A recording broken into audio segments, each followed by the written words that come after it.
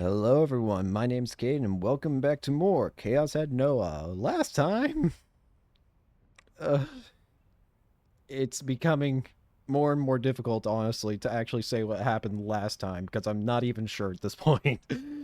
It feels like nothing makes sense anymore. Anyways, let's just continue with the insanity, shall we? My shoulder was shaking softly.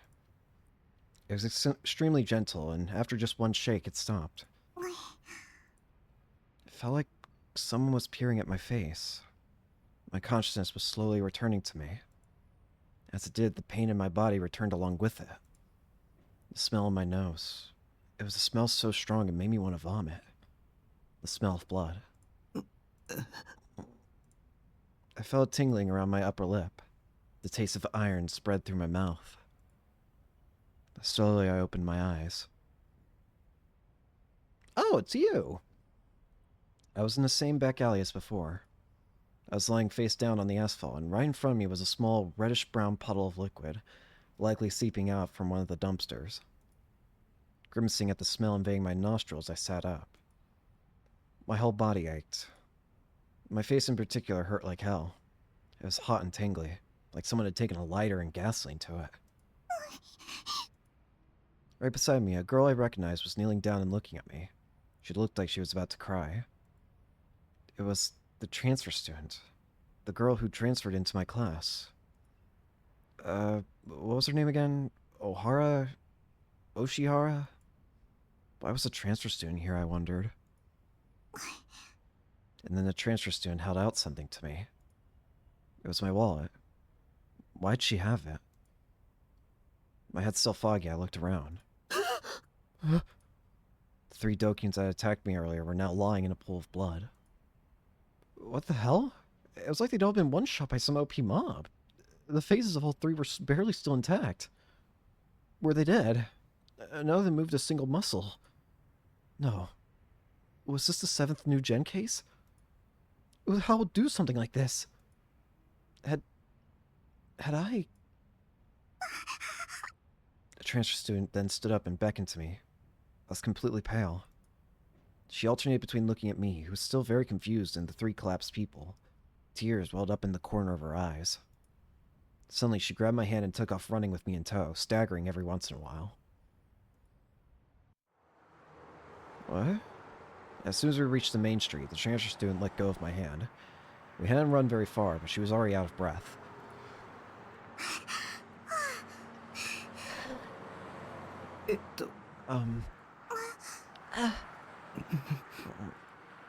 We both fell silent.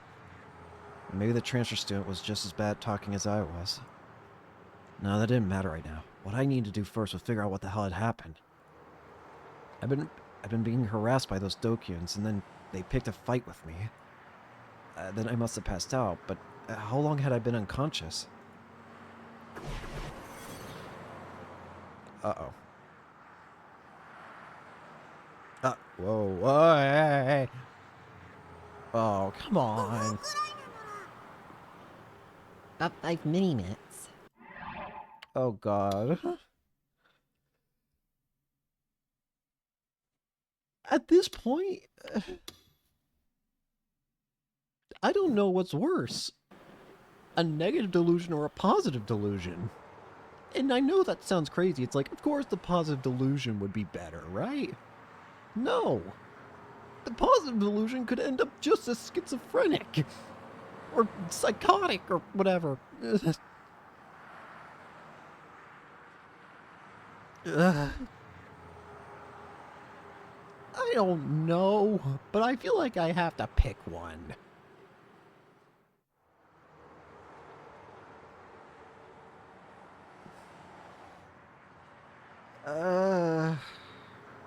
You know what? Screw it. Eeny, miny, mo.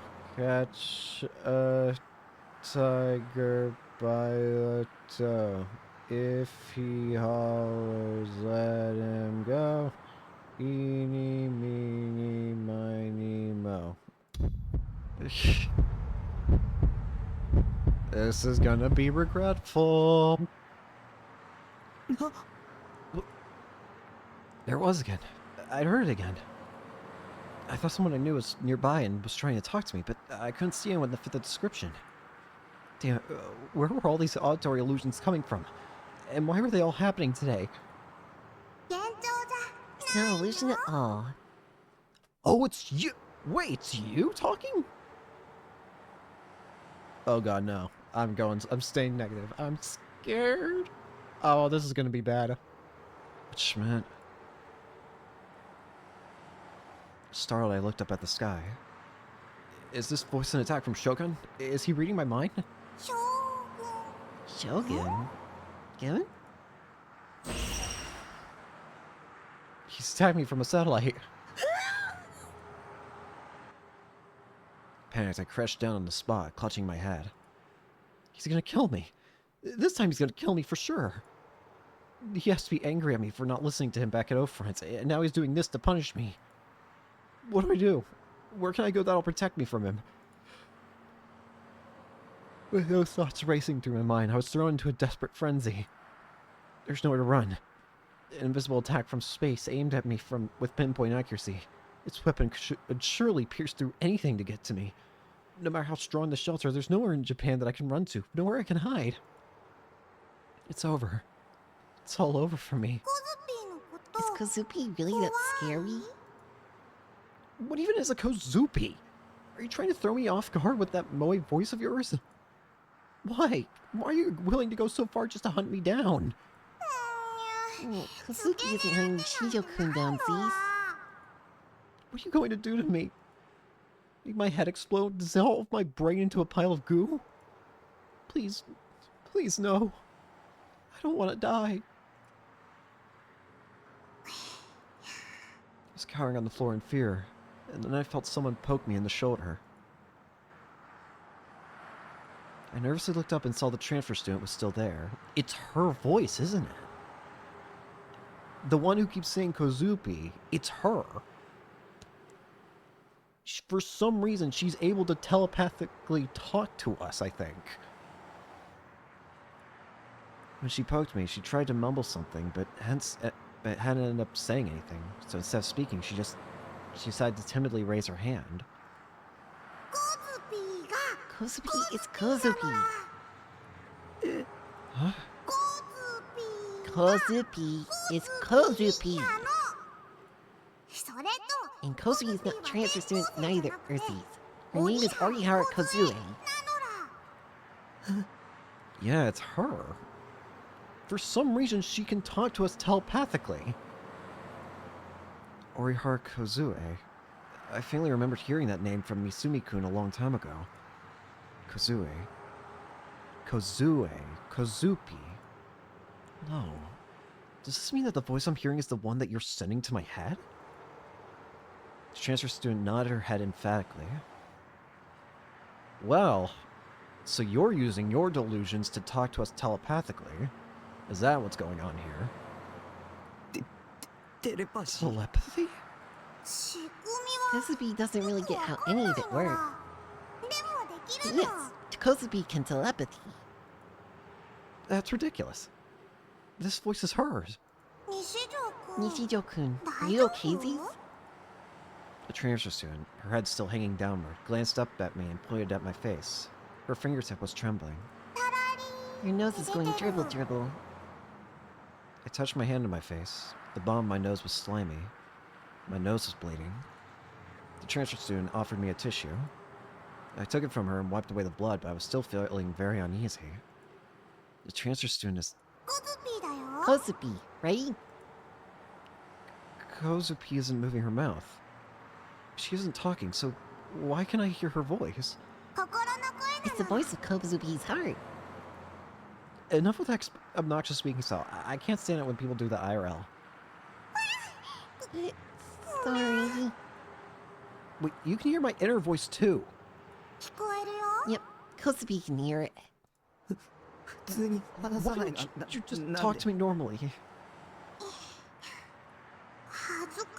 Because it's embarrassing. Oh, I know how you feel. I'm like that too. When I said that, she scurried around me like a chipmunk, glanced at me, and then started walking toward the station by herself. Does he think that Kosubi and Nishijo-kun should go now? Why? Confused, I followed her. As I walked, I noticed something. There was a stabbing pain in my side. The pain throbbed with every step I took, so I was forced to stop. I gripped my side and took a breath. There were people everywhere. I hated Shibuya with a burning passion.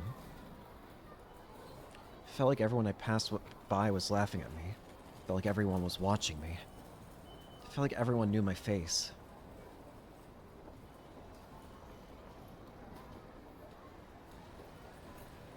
Wait.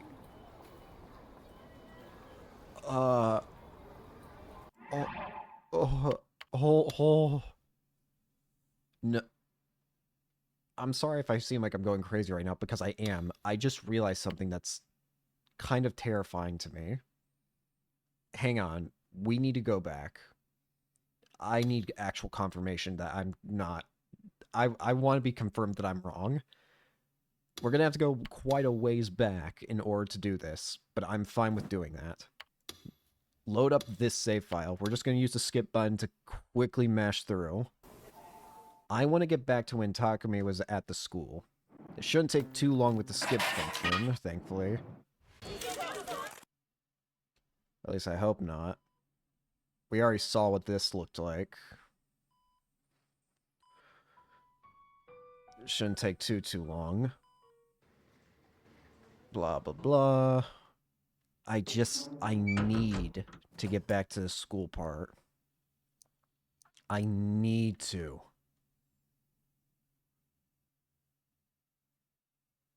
There's something I need confirmed without a shadow of a doubt. Alright, we're almost there.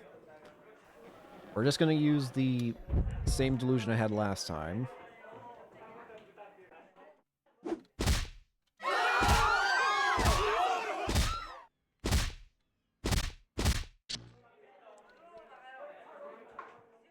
Huh?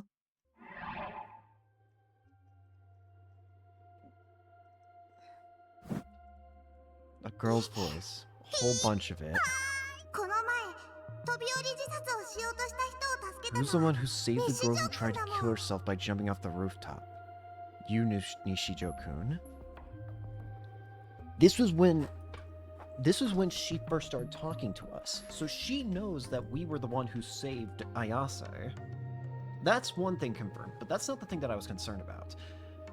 There's something else that was scaring me. Yep, this is definitely her.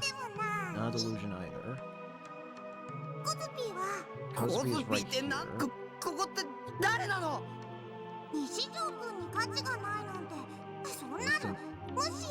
Instead...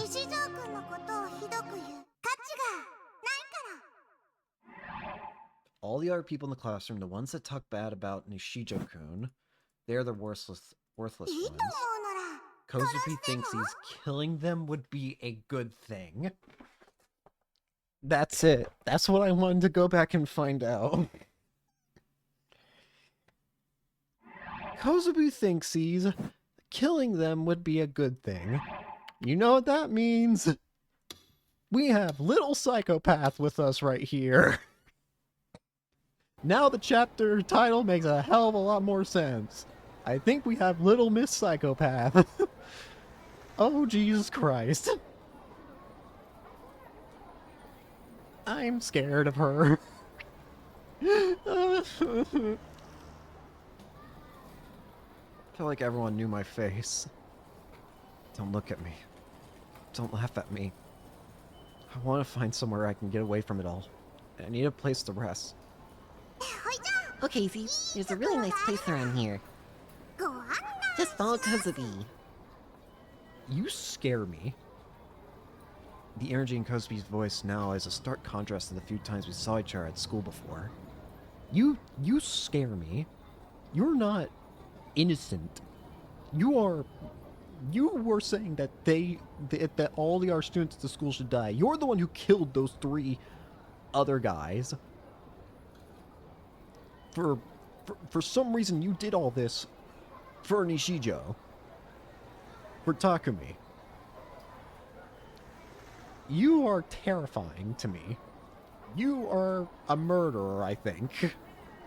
I don't know if you're the New Dren culprit, but you are definitely a murderer, I think. You scare me.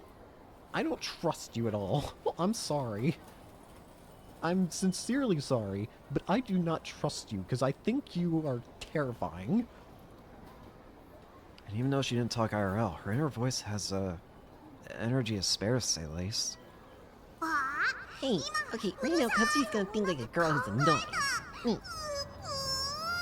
Being able to talk to her in my head is convenient, but at the same time it's kind of annoying. Come to think of it, I'm accepting this stuff pretty easily, despite the fact that I'm not sure how the hell it actually works. Exactly, that too. How are you using telepathy?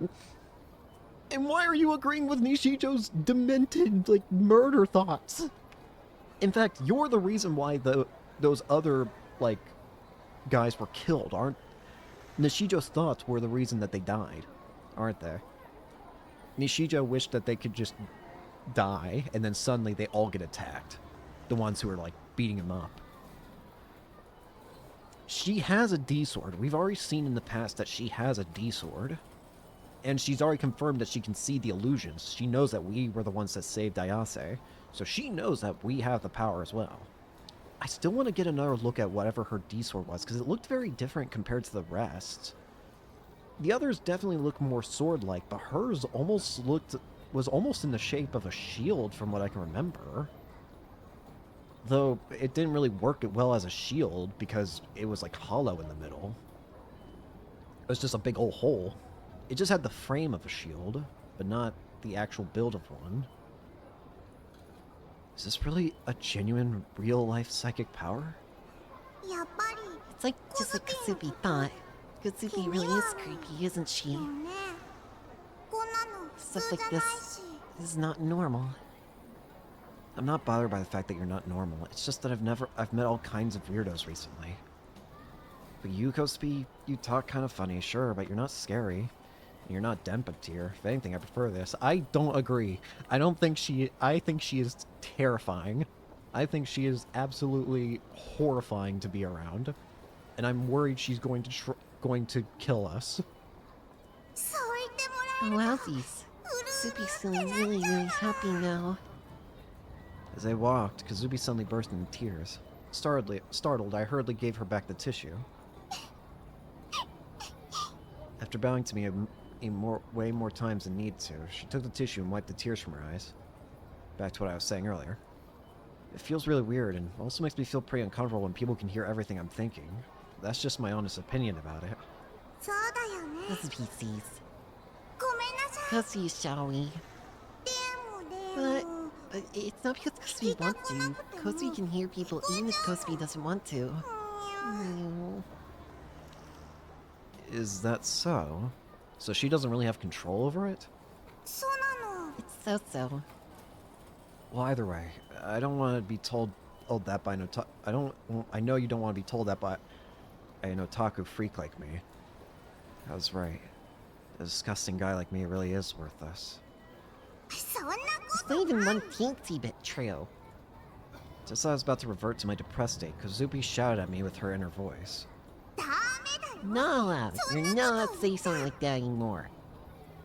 It's just way too sad. Tears started to trickle down her face once again. Why are you crying? Do you feel sorry for me? If so, there's no reason to. I mean, look at me.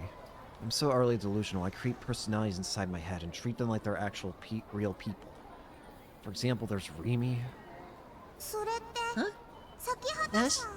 Do you mean Sakihara-san? Or Sakihara-san? You know her? Yeah, she's Kosubi's classmate. And Nishijo-kun's girlfriend.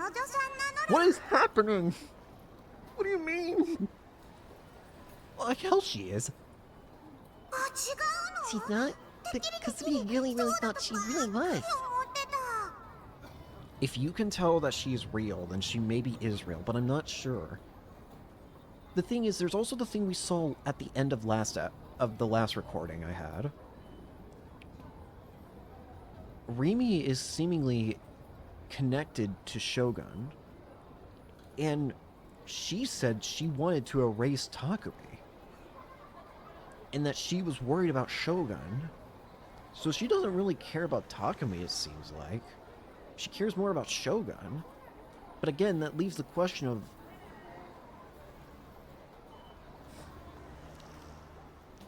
She said she was worried that Shogun would be killed by Takumi.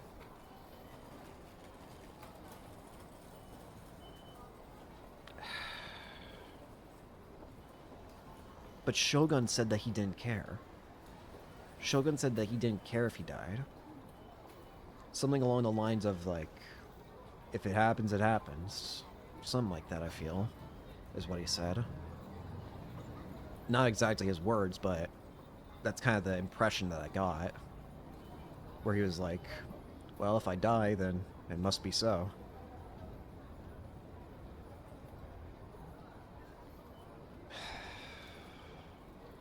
I think the biggest question that I have is in regards to who Shogun is. And it's still the strongest possible theory, the one that doesn't even have any, like, possible evidence towards it. And, well, it has one piece of evidence towards it, but I need more in order to be fully convinced of it. But it's, at the same time, this is the only thing I can think of. Takumi and Shogun do have to be the same person, just like Yua said. But in what way are they the same person? There's only one other thing that comes to mind that I don't know if this is possible or not.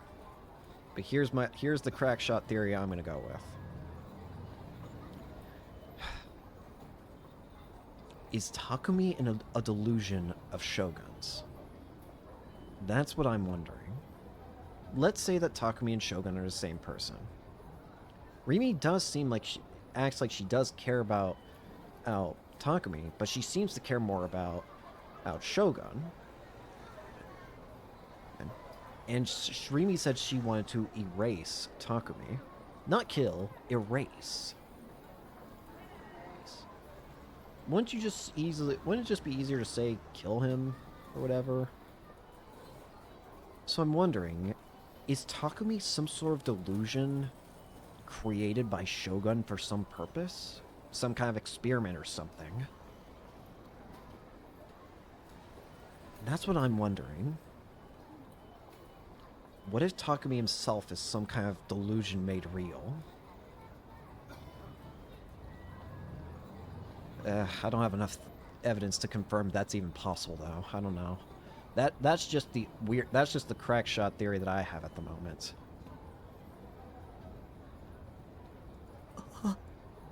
Kazupi knows who Rimi is, which means Rimi is real.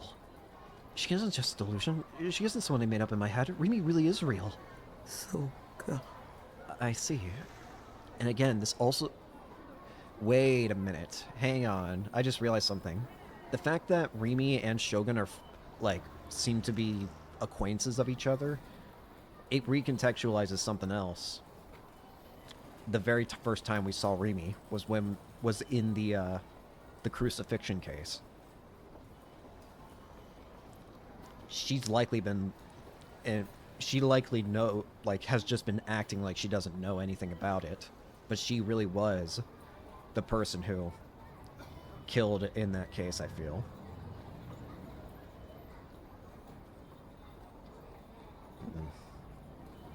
I'm so happy.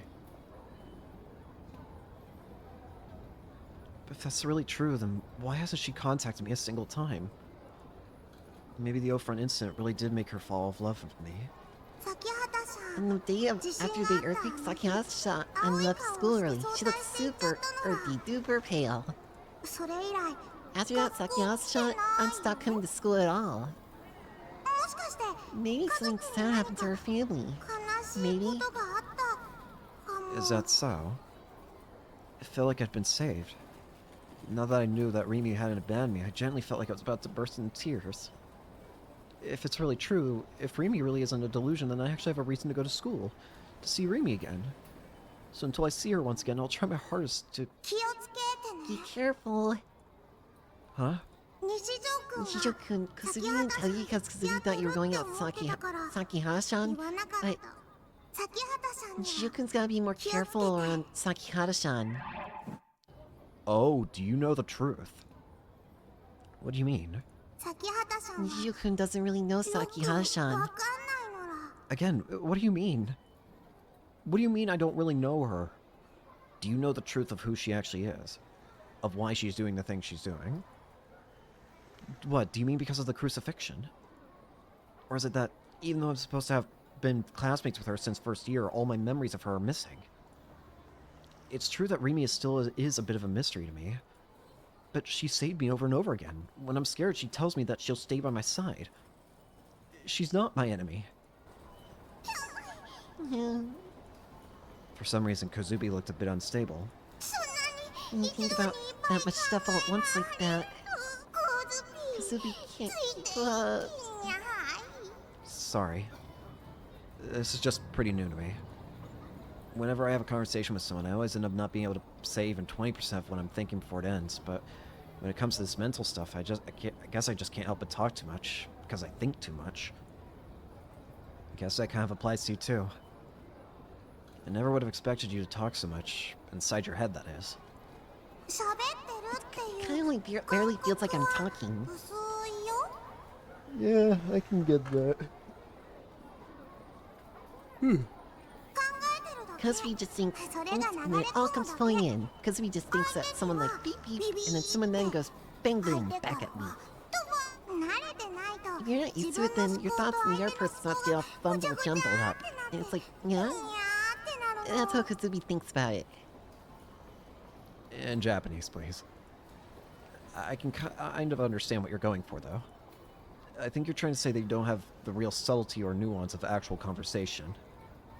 There's nothing like, for example, like looking at the other person's expression and then deciding that you're no longer able to bring yourself to say what you wanted to say because of it. If people's thoughts just leaked out wildly, then you'd no longer be able to read the room. The transmission isn't one way, but it isn't two-way either. It's like having to pick one arrow out of an avalanche of arrows, all of which were flying in different directions, all while somehow ignoring all the other ones you didn't need to.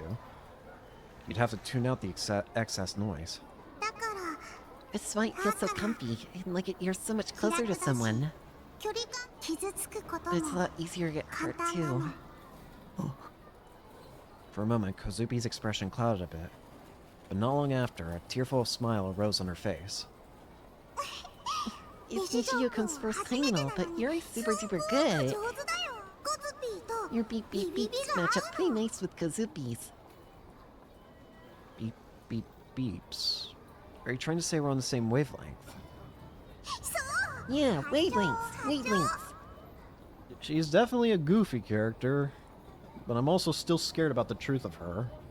Of who I still don't trust this little tiny child.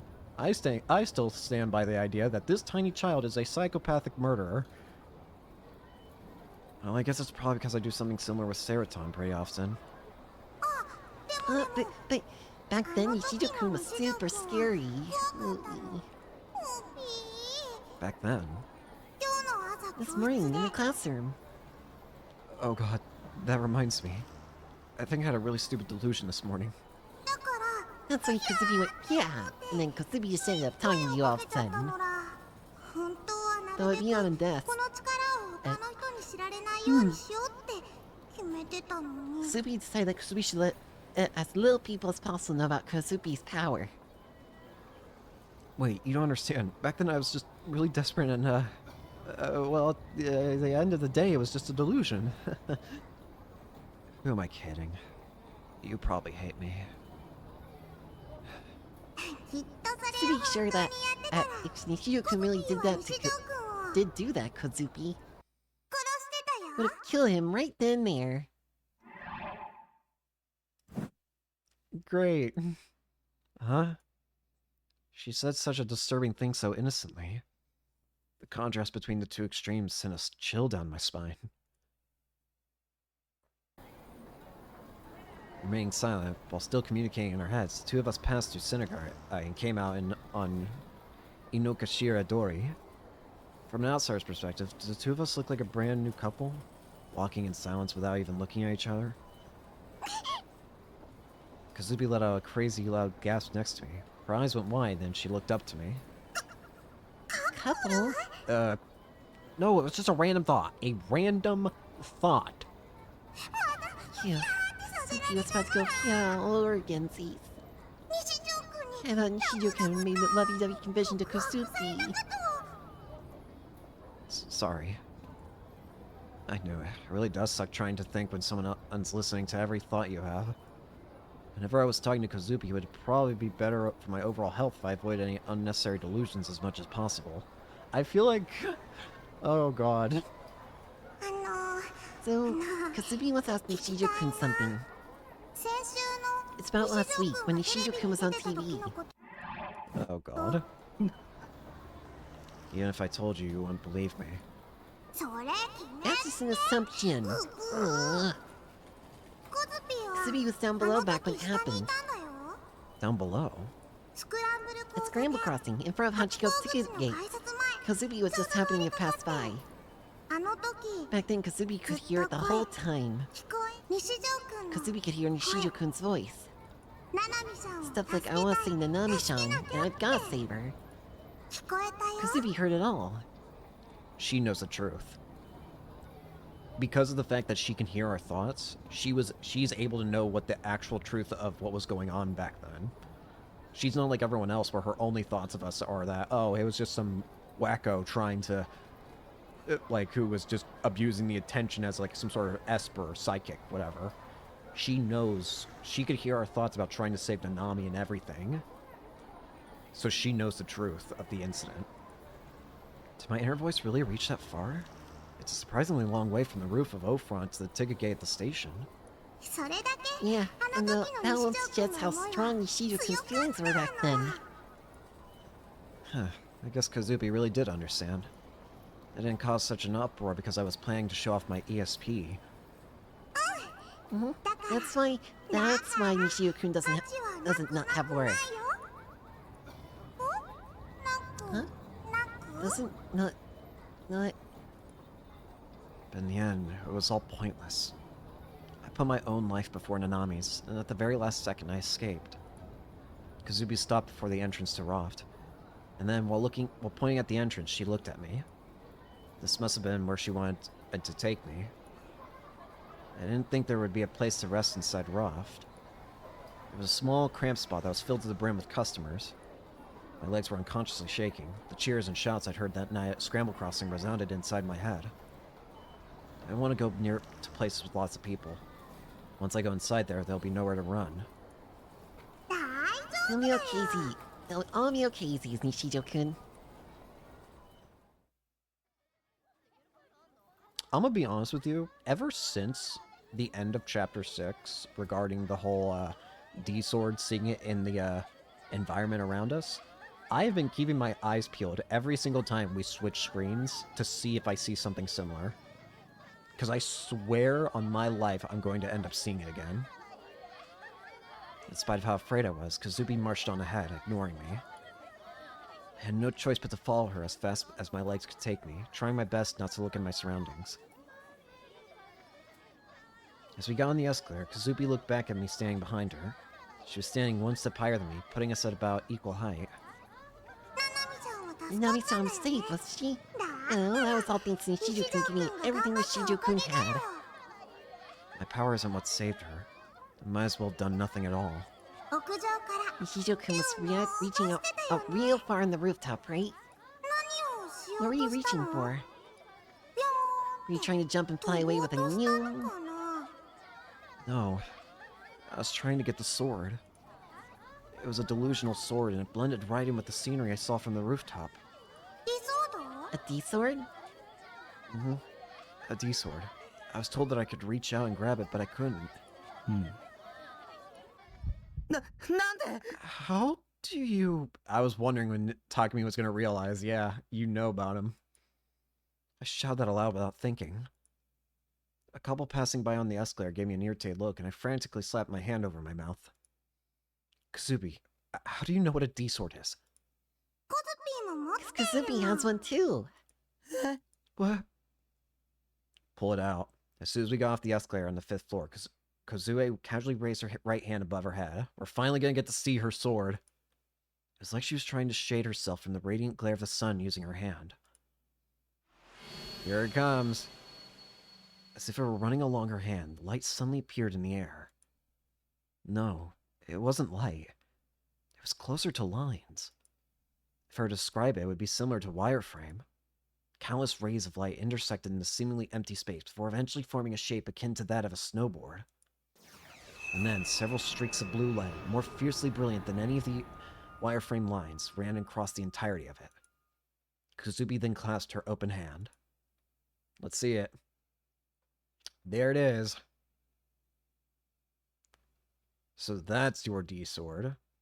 Immediately following this, what had originally been wireframe appeared as though a texture had been applied to it, transforming into a massive, solid, seemingly cold to the touch metal plank. Yeah, that's what I thought was like a... I kind of saw it as a shield before. I mean, considering the size of Kozue here, you honestly... she probably could use it as a shield, I'm gonna be real with you. That being said, now that I get a better look at it... The far end of it, the bottom end, is like a curved blade. It's definitely a very strange D-sword compared to the others. Its shape is completely different. It's not shaped like your normal, like a sword. Again, just like it's Takumi saying here, it's shaped more like a plank, really. D-sword. D-sword. Why is hers so different?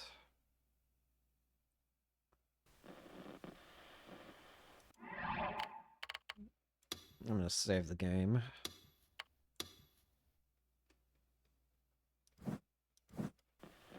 Fine. Shape is far too different than the one Sana Ayase possessed. And yet even so, the aura about its body was the exact same. It was too sinister to be called a board. It was too unaffected to be called a sword. It possessed a pure, unadulterated savagery, one which intermingled with its destructive nobility. She held it in the air with incredible ease.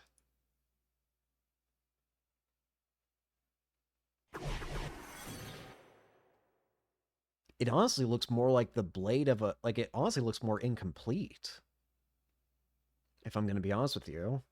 It looks like it should be attached to something... It looks like the end of a blade rather than a complete blade itself. It looks like it should be... Like, there should be a hilt attached to this, to her sword. Where in that tiny body was she hiding that kind of strength? From the looks of it, that thing had us to weigh at least 5 kilograms. Kazubi, having literally read the question in my head, turned to me and smiled bashfully. Kazubi is an android that was created also to protect Xy's Takumi-chan. Hi. Sorry? As you just said android. What kind of anime plotline was that? Ignoring my disbelief, Kazubi clenched her hand into an adorable fist. Takumi-chan, you can be relieved now. Because Kazumi's gonna be bing bash all the baddies that are targeting Takumi-chan. And here's a super duper fun fact. Kazubi also has a Stop it! That's fine. Kazubi wants to let it go with Takumi-chan. That way Kazubi can take good care of him. Stop it. I see. That would be convenient.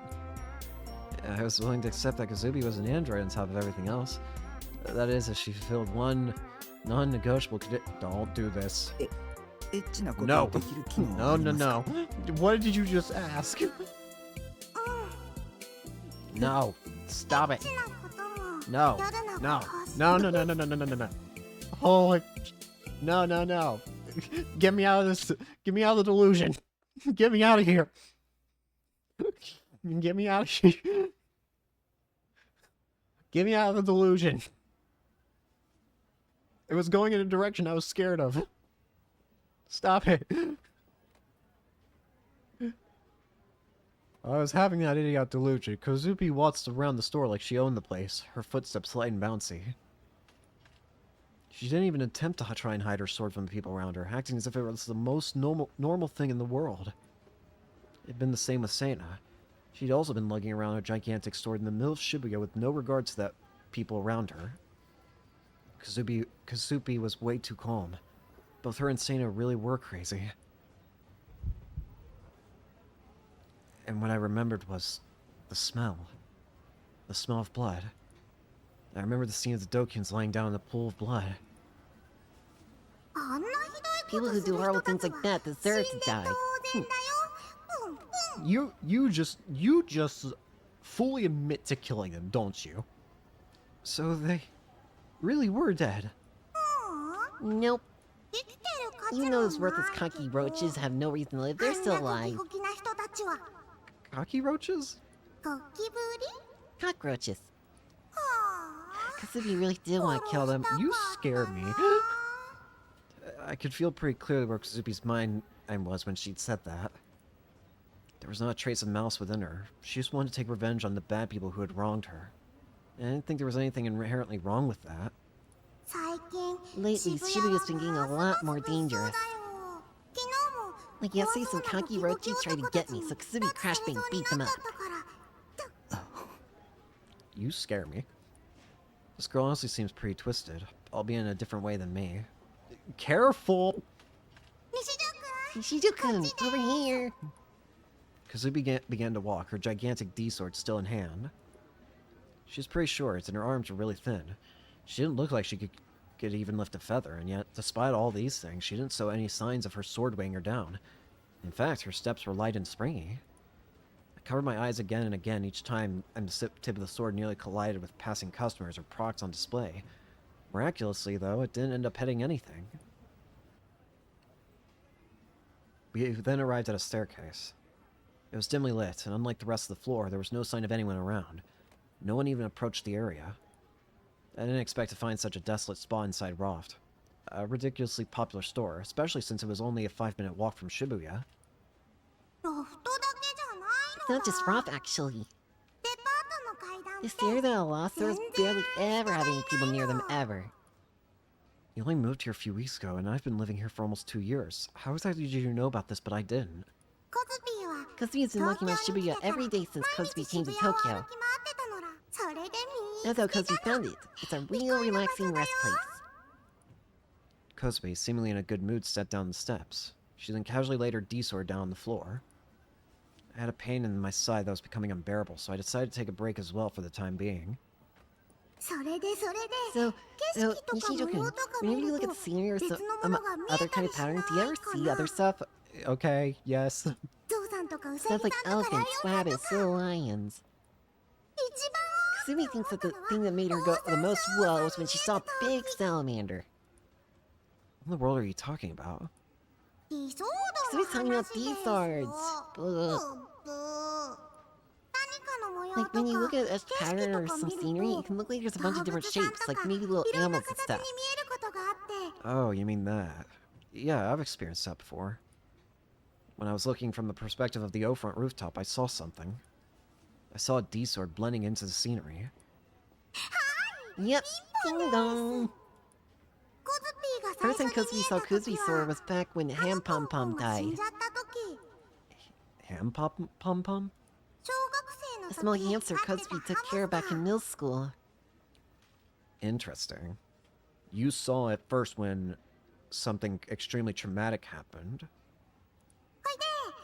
So how it went is Kozubi went down the river to make a grave for Ham Pom Pom. But when Kozubi got there, she realized Kozubi drew our shovels, so she couldn't make a grave for Ham Pom Pom. So Kozubi started crying really hard. And then Kozubi saw the shape of the sword in the sky. After that, Kozubi started seeing it in all kinds of places. How did you actually get your hands on it?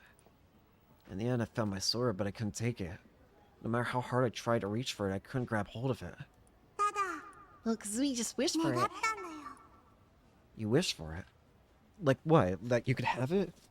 That's what you did, then I did the same thing. Stopping my thought in its tracks, Kozubi looked up at me and shook her head faintly. Nope. What Kozubi wished for. Kozubi wants to kill.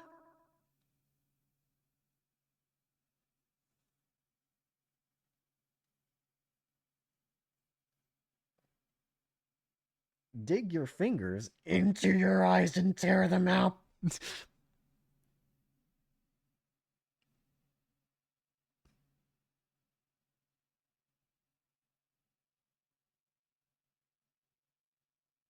What do you want me to say? How do you want me to react? Anger? Bewilderment? Sadness? Overwhelming glee? No. I feel nothing. How am I supposed to feel anything when you suddenly hit me with this? How? Answer me. You are quite possibly the scariest character I've met in this game so far, which is pretty damn surprising. But I do think so. You wanted a D-sword to kill.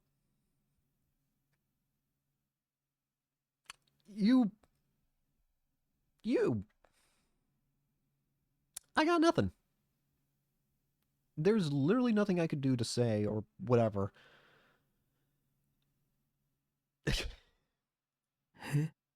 Huh? Her inner voice echoed clearly in my head. I hadn't misheard her. She said it very clearly. Kazubi wished to kill. And she had been beaming as she said it.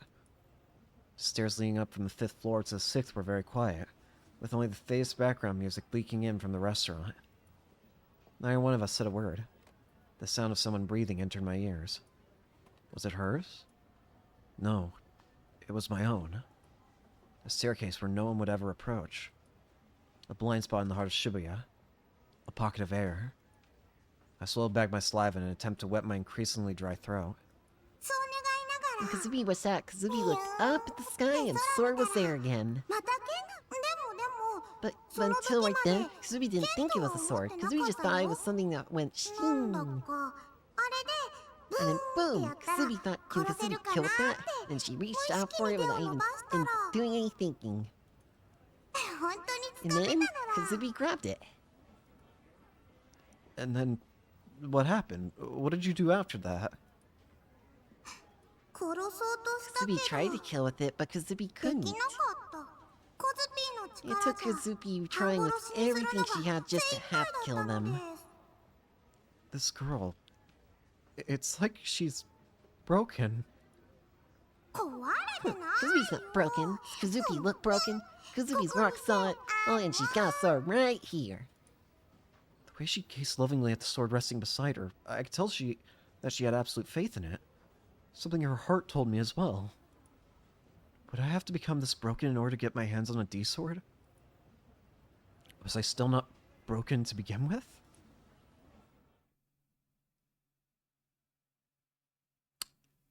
Great! This sword was This sword was so scary. That was what Orihara Kazue had thought before she came to Tokyo. But now it was different. Now it had become something very important, something entirely irreplaceable to her. This sword. If I have it, then I won't be afraid. This sword will protect me.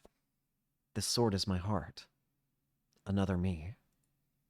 It had been about 3 weeks ago when she had first begun to think so. Ever since she was a child, Kazue had the ability to hear the inner voices present in other people's heads.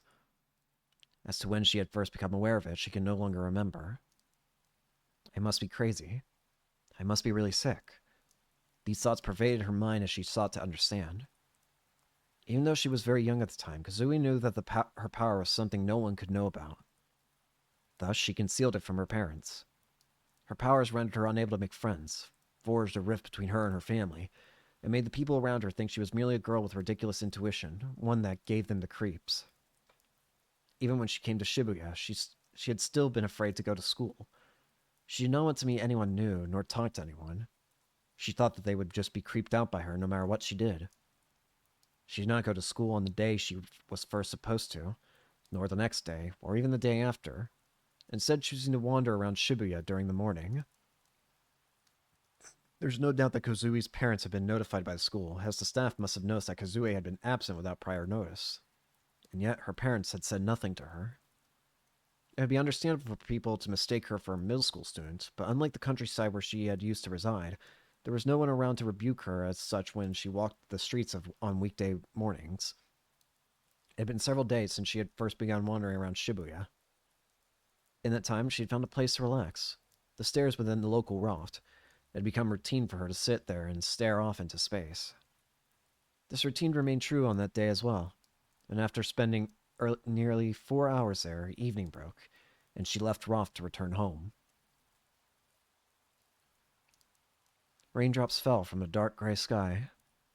Kazui did not have an umbrella, and yet, without looking up at the sky, nor once fretting about getting wet, she timidly stepped down into the rain. At that very moment, something entered her field of view. Eh? The world is You! Wait a minute. This isn't just some random NPC. This is the guy with the sign. Hold on. Look at the bottom. Yeah. Look at the bottom there.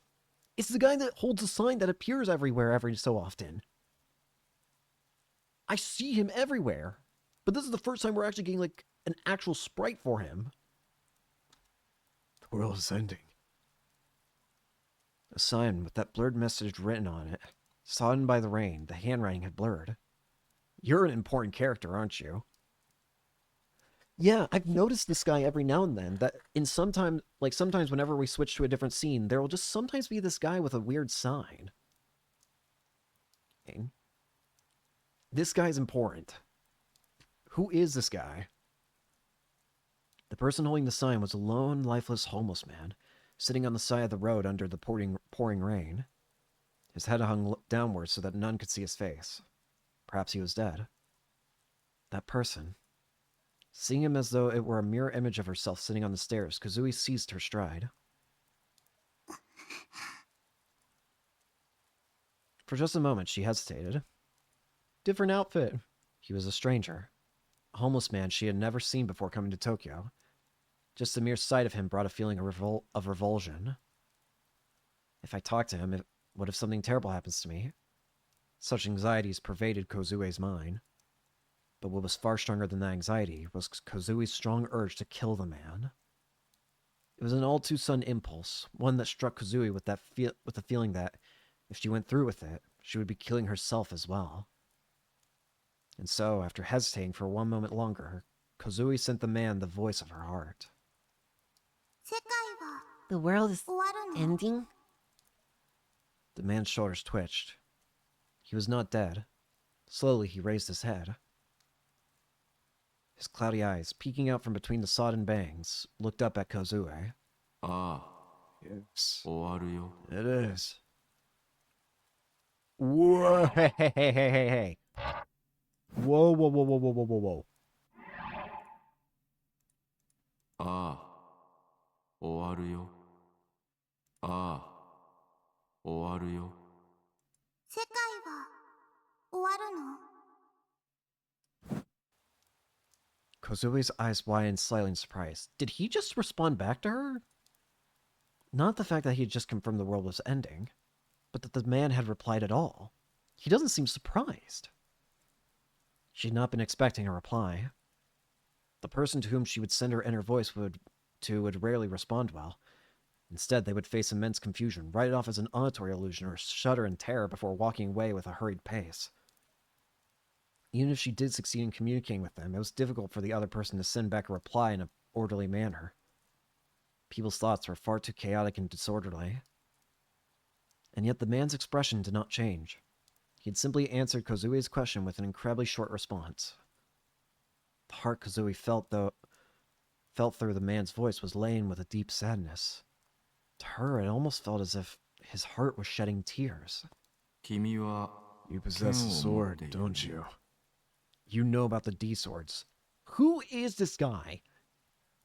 The fact that I've seen him every now and then throughout the game is already something big. But the fact that you are now an important character that knows about the D-swords.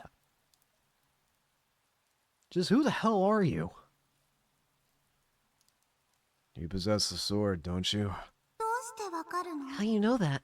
君のような Because I've known other children like 他に you. も知っているから。 So he raised her hands above her head and withdrew her sword where she stood.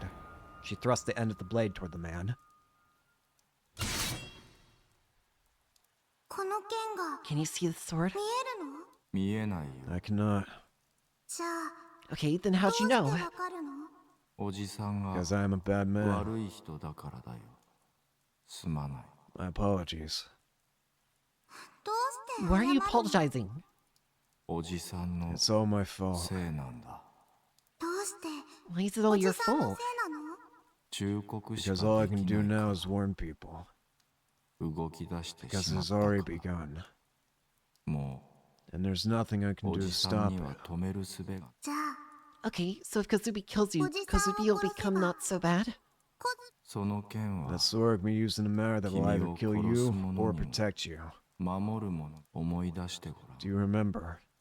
空を見れば Gaze upon 雲 the skies as the clouds float by. 川を見れば Gaze upon the 流れ river as it ebbs and flows. そこにあったは It ず should be there. それと同 It's じこ just the と。 same as this. その剣は The sword that has い always つも been by 君 your のそば side. にあった自分自身の Gaze into 心 your を見てごらん heart. そこにあるのが And that is where So no that kenなんだよ。 sword shall be. でも But when Kazubi decided she wanted to kill you, it was right there in Kazubi's これ hand. が手元にあったこの剣は Isn't the sword supposed to kill コズ Kazubi ピ and ーと everything around コズピ Kazubi? ーの周囲にある負の感情 Negative は emotions are not 否定さ something れ to る be ものじゃない repudiated. 人が誰しも They 持 are つ something も we の all だから possess. 特別じゃな They're いんだ not particular to you, nor do they make you different.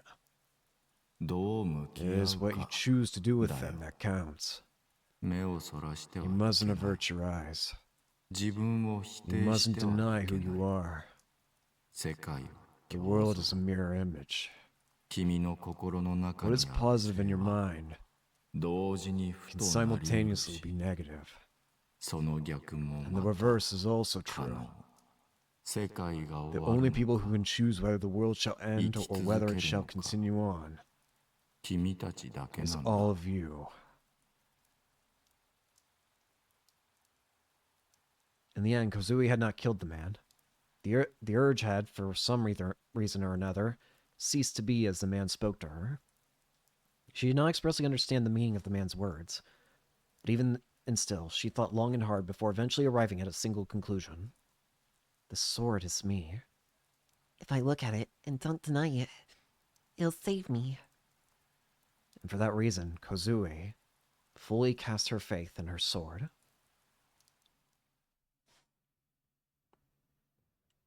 I tilted my head, having just listened to Kozupi's story.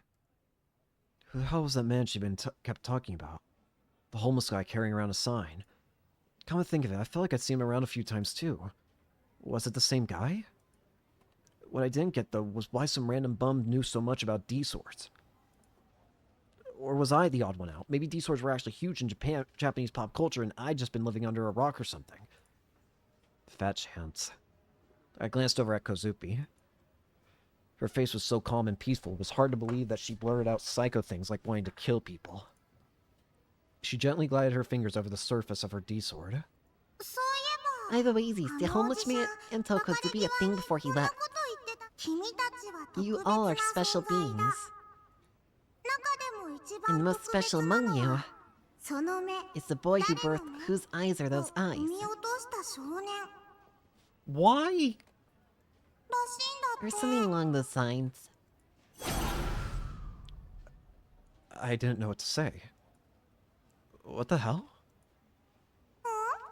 Nishijo-kun, do you know what it 心 means? 当たりや Oh, not really. 嘘ら Lies, Nishijo-kun's 心は正 heart 直 tells the なんだ truth, よ even Nishijo-kun 西条 himself 君は does it. 今 Right now, もの Nishijo-kun's すご thinking it's く super 関係あり important. ますって考えてる God damn it, this is exactly what I was talking about. It sucks trying to think when she's listening to every thought I have. なんか Your face is 怖い gone kind of 顔に scary. なってるその目 Whose eyes are those eyes first thought up by you, 西条君 Nishijo-kun? が最初に考えた I の bit my lip, then stood up. My nosebleed had stopped, so I pulled out the tissue crammed into my nose. Kazubi tilted her head as she looked up at me. どこへ Where are you? I'm going home. What? Even though my sides were still killing me, I ignored the escalators and elevators and took the stairs down to the first floor instead. It was much easier to dodge the crowds and make my way outside that way. Teary-eyed, Kazubi timidly followed behind me. see, コズピ did Kozubi say something to make you mad? なこと言っ I disregarded Kozubi's question. I was too focused on trying to sort the thoughts in my head. The homeless guy she met. Could he have been one of Shogun's comrades? And what the hell was up with him mentioning whose eyes are those eyes? Who you been talking about when he said the boy who birthed those eyes are whose eyes are those eyes? Me? That couldn't be right. I wasn't even close to special. Being a hero just wasn't in my blood. I mean, I couldn't even get my hands on a damn D-sword. I was just an average Joe villager A. And I wouldn't have it any other way. Being special? No thanks, man. I'd rather not have another O-front breakdown in my lifetime. Does that beg the question? Who was that boy? I considered the real culprit behind the new gen cases. Shogun. No way Shogun was anything other than an old man, but his voice and body made him seem like a kid more than anything.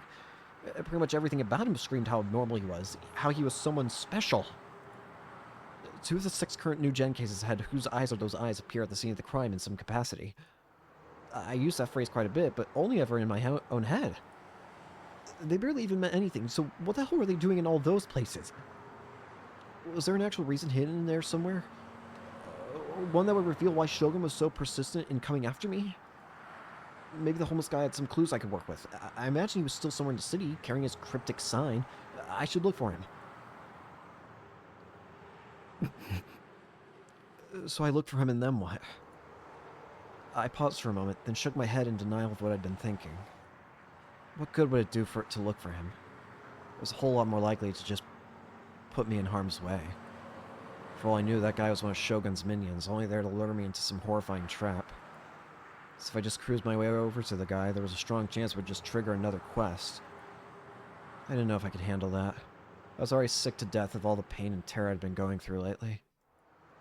And my suspicions didn't end at that homeless guy. I was even suspicious of Kozupi. She didn't really have any reason to, and yet she was speaking to me with her inner voice. Why was that? Had she been under orders by Shogun to approach me just like Yua? With her really unsettling stance on both attempted and actual murder, it was very possible she was an accomplice in New Gen. After all the mayhem in front, and at O-Front, Rimi had just up and vanished, and I hadn't heard a word from her since. Then Ayase had been hospitalized after her attempted suicide. Nami was fine, but the 2 people on my side still completely disappeared on me. Was there any guarantee Rimi would ever come back? For starters, was she really just taking time off from school? Granted, I only knew that because Kozubi had told me. I had no way of knowing if she was lying or not. All my hair stood up on end, howling at me that something was off. In the end, me and my world were all too empty. Hollow. There was nothing left to believe in. Nothing that didn't seem like a lie. それ You're just being paranoid. 妄想なのら Kazubi was standing right behind me. Her inner voice was as carefree as always. Her brutal-looking D-sword sat comfortably in both her hands as she carried it around. Then she cast an upward glance at me. I averted my eyes. Are you my ally? Or my enemy? Which is it? Did she come here to kill me? コズピは Kozubi just... ただ Just what?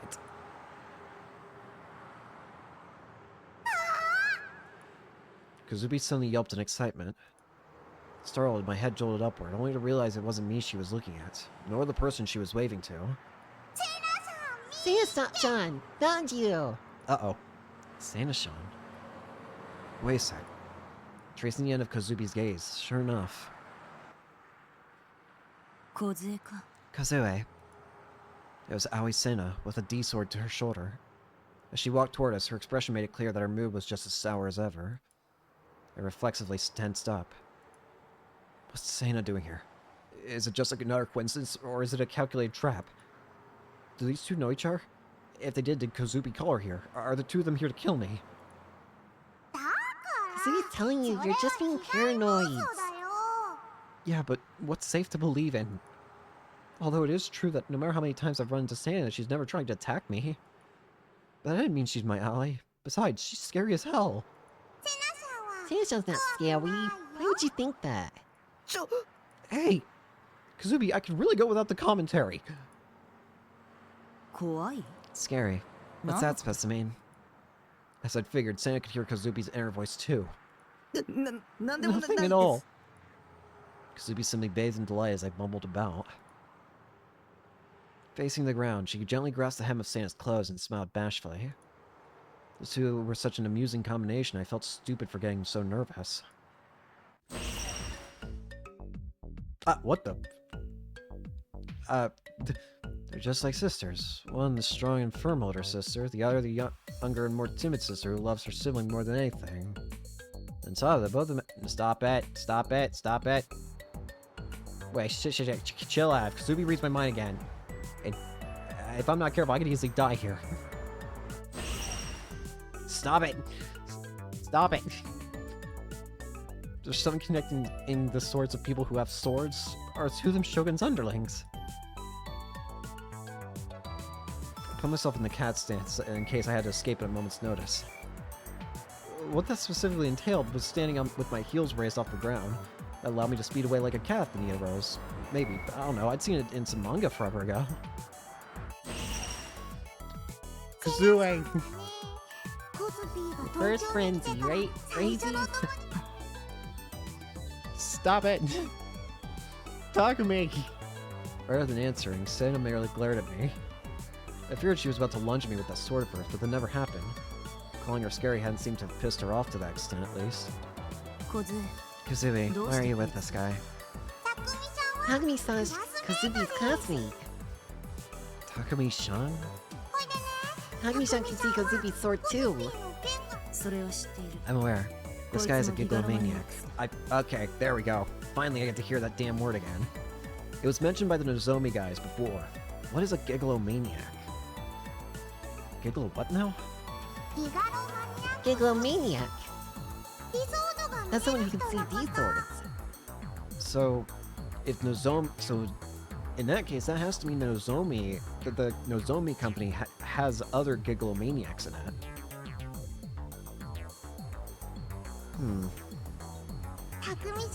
You're one of those, Takumi-san. A gigglemaniac? Who in the world decide to name it that? Given it has a name at all, then maybe these powers aren't all that uncommon? Oh, Kazumi knows you're on your way to go buy a Crunchy-kun, aren't you, Seiya-chan? Well... From the sounds of it, Kazubi had read Sana's mind. Speaking of, I'd seen Sana eating Crunchy-kuns in the past. With winter right around the corner, I wasn't sure why she'd be eating popsicles of all things. Guess she just really liked them. Come on, let's go, everyone. Announcing that with her inner voice, Kazubi clung to Sana and pulled her along. Hurry up, Takumi-san. Sorry, but I tried to turn her down so I could get out of there already, but... Kazubi started tearing up almost immediately. Her teary eyes looked up at me as she silently pleaded with me. I get the feeling if I don't say yes, I'm going to be assassinated by freaking, I'm going to be assassinated by Sana here. On top of that, Sarah was glaring at me like she was ready to rip my throat out with her teeth at any moment. Alright, we'll go. Come along. I'll treat you too. It looked like Kazubi had scored a critical hit on Sana with her teary assault. Urging me to follow, I reluctantly trailed behind her, heading toward the convenience store right behind the police station. Popsicle. After buying each of us a Crunchy-kun, we sat near the handrails in front of the police station, nibbling away at them. While Kazubi looked delighted as could be, Sana's air of indifference remained the same. I was stressing out. The police were right there in the station in front of us. This is admittedly the most lighthearted thing I think this entire game has given me so far. Just Kozue screwing around with Sana with her mind-reading powers. And despite that, they paid no mind to the fact that two people were with me were in utter violation of the Swords and Firearms Control Law. The police were supposed to police people. The girls were right in their line of sight, but they didn't even try to arrest them.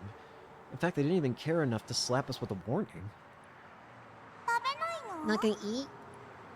Now that Kazupi pointed out, I just went screw it and started eating my crunchy-kun. That was bothering me how people were staring.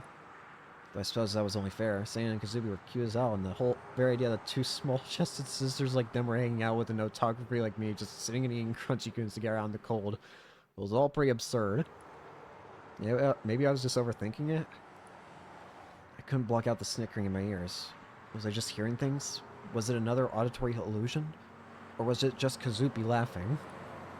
I didn't want to stand out. I didn't want to be looked at. I was afraid of people gazing at me. I probably should have worn a hat. Seriously, I really just wanted to get out of here this second. I continued hurriedly eating my crunchkin so I could leave already, and every bite left my body feeling even colder. It's gonna give me diarrhea real bad later. How are these two not freezing? So Kazue, why are you with this guy? Takumi-chan's name is Takumi-chan, not this guy. A whole bunch of baggies were picking on Takumi-chan and he got pushed down so Kazubi nursed him right back to tip-top shape. So, she'd been the one who looked after me. Did you use your D-sword? Kazubi wanted to kill them all, like bam, rack, boom. Kazubi was attempting to gesture wildly in an attempt to explain how things went down. But since her left hand was busy holding her colossal D-sword, she was just waving the other hand around all spastically. Which of course was the same hand that held her crunchy-kun. She only taken a single bite of her crunch-kun before launching it into the air with a perfect arc. The popsicle soared through the sky before eventually landing smack dab in the middle of the road where it splattered to pieces. Nice job! Nice job, genius! Zubi was on the verge of tears as she stared at what remained of her popsicle. This is almost cute enough to make me forget about how horrid everything has been up to this point. This has just been funny and cute. I told you before not to be so careless. Kazubi's so sorry.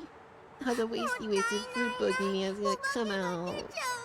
I meant your D-sword, not your popsicle. Sana held out her half-eaten crunchkin to Kozupi, seemingly giving up what she had left. Still a bit teary-eyed, Kozupi smiled as she accepted the popsicle with the bow of her head. Caught me surprised. I guess even Sana had her moments. But of course Kazubi's got punishment set up for all the baggies. Speaking of those assholes, who exactly had turned them into mincemeat? Kozupi or me? Takumi-chan, Takumi-chan. Sana-chan super really knows that's not. Sana-chan taught Kozupi that these things are called D-swords. And then about how to real fruit, fruit, Buddha, Real boot. oh yeah. Real boot? What's that mean? The hell that mean? I'd never heard of that before. That was just as cryptic as the gigolo whatever thing from earlier. Nobody else should have seen my sword because it wasn't real booted, but Sana-chan totally saw it. Oh. When you say real booted, do you mean basically that the sword is drawn? Like right now, the sword is real booted. Is real booted just another way of saying that the sword has been drawn? That's actually being currently in use? Is that what it means? Sana-chan was the first person I ever met who could see my D-sword. When that happened, Kazubi was, oh no way! So Kazubi had to ask why she could see it. That's when Sana-chan told Kazubi it was because of being a gigalomaniac. What even is a gigalomaniac? Kazubi already told you. It's someone who can see swords. A bit more detail here. Like, how does that work? One with the ability to interfere with the direct sea. What? What? A concept in quantum mechanics defined by Paul Dirac, an unobservable primordial soup of all elementary particles that is said to be uniformly distributed throughout the world, appears in the wave equation Dirac equation of the whole theory, which ties together both quantum theory and the theory of relativity. Dirac defines the vacuum as a state in which negatively charged elementary particles are so tightly packed together, no more can be created. This is a Dirac sea. What? That's what a gigalomaniac is. Rather than Kozubi, it was Sana who'd answered what was on my mind. The Direct Sea? Sana shot me a scornful gaze as I tilted my head in puzzlement. How was that look for? Sure, I may look like an idiot, but I'm pretty damn smart when it comes down to it, you know. I was pretty sure the Dark Sea was a concept relating to quantum mechanics. It's an unobservable interface. It's totally filled with negative energy or something, right? A very rough idea of it, but yes. And the terminal for interfering with this interface is a D-sword. Think of it as a pipe whose end is stuck into the Direct Sea. So the D-sword is a pipe that connects to the Direct Sea? Considering how D-swords link directly to the Dark Sea, they too are composed of negative matter. They are entities which infinitely collapse in upon themselves. Matter whose weight is lighter than zero, impossible to observe. Each and every substance in the universe has its own minimum amount of energy it requires in order to exist and maintain stability. If the amount of energy falls below zero, however, it means that the matter will continue to collapse infinitely. And D-swords are basically just... So they're swords of non-existence, in a way. This is why there is something of a delusion, one that ordinary people are unable to perceive. But why can we perceive them then? Why do gigalomaniacs see them? For the use of reasons, these swords act as a shortcut to real building. By expanding the channel between one's D-sword and the Direct Sea, pair production occurs as per the whole theory in the Direct equation, producing particles and antiparticles. You are giving me way too much info. Elementary particle, the smallest unit of matter, but the definition of what constitutes as an elementary particle is unclear. Certain elementary particles have a corresponding antiparticle with an opposite charge. In the whole theory presented by Paul Dirac, Dirac predicted that antiparticles, positrons, would be generated via pair production in the hole created at the vacuum interface. Pair production, a phenomenon where both particles and antiparticles are generated upon the collision of a large amount of energy with the nucleus or something similar. In Dirac's hole theory, this is when the vacuum collapses. Conversely, the collision of a particle and an antiparticle results in the annihilation of both particles. Okay, and the whole theory. The Dirac equation discovered by Paul Dirac led to the baffling conclusion that electrons containing negative energy do in fact exist. In order to explain this, the whole theory was founded, a theory which served to reveal the existence of the Direct Sea. The Direct Sea is impossible to observe, as a space consisting of matter infinitely collapsing into itself is not visible to the human eye. However, when a high amount of energy is applied to the boundary of that space, the vacuum interface, the vacuum temporarily collapses, turning those negative electrons positive, and those electrons then pierce through the boundary. By observing that positive energy, one can prove the existence of the Direct Sea. What? I'm gonna be completely honest with you. All that just went in one ear and directly out the other. All these particles are the delusions created by gigalomaniacs. To the world, they are nothing but errors. For an error to become reality, one must produce and send these particles into another's dead spots. These particles are then promptly converted into electrical signals, and through mutual recognition by surrounding observers, they become established as reality. Conversely, if one wishes to erase them, antiparticles are able to be sent into the dead spots where particles were previously received, thus annihilating them both. I agree. I agree. I don't understand. Right, I remember Sana mentioning that before. The mechanisms behind the world's functioning can be explained by three numbers. 0, 1, and negative 1.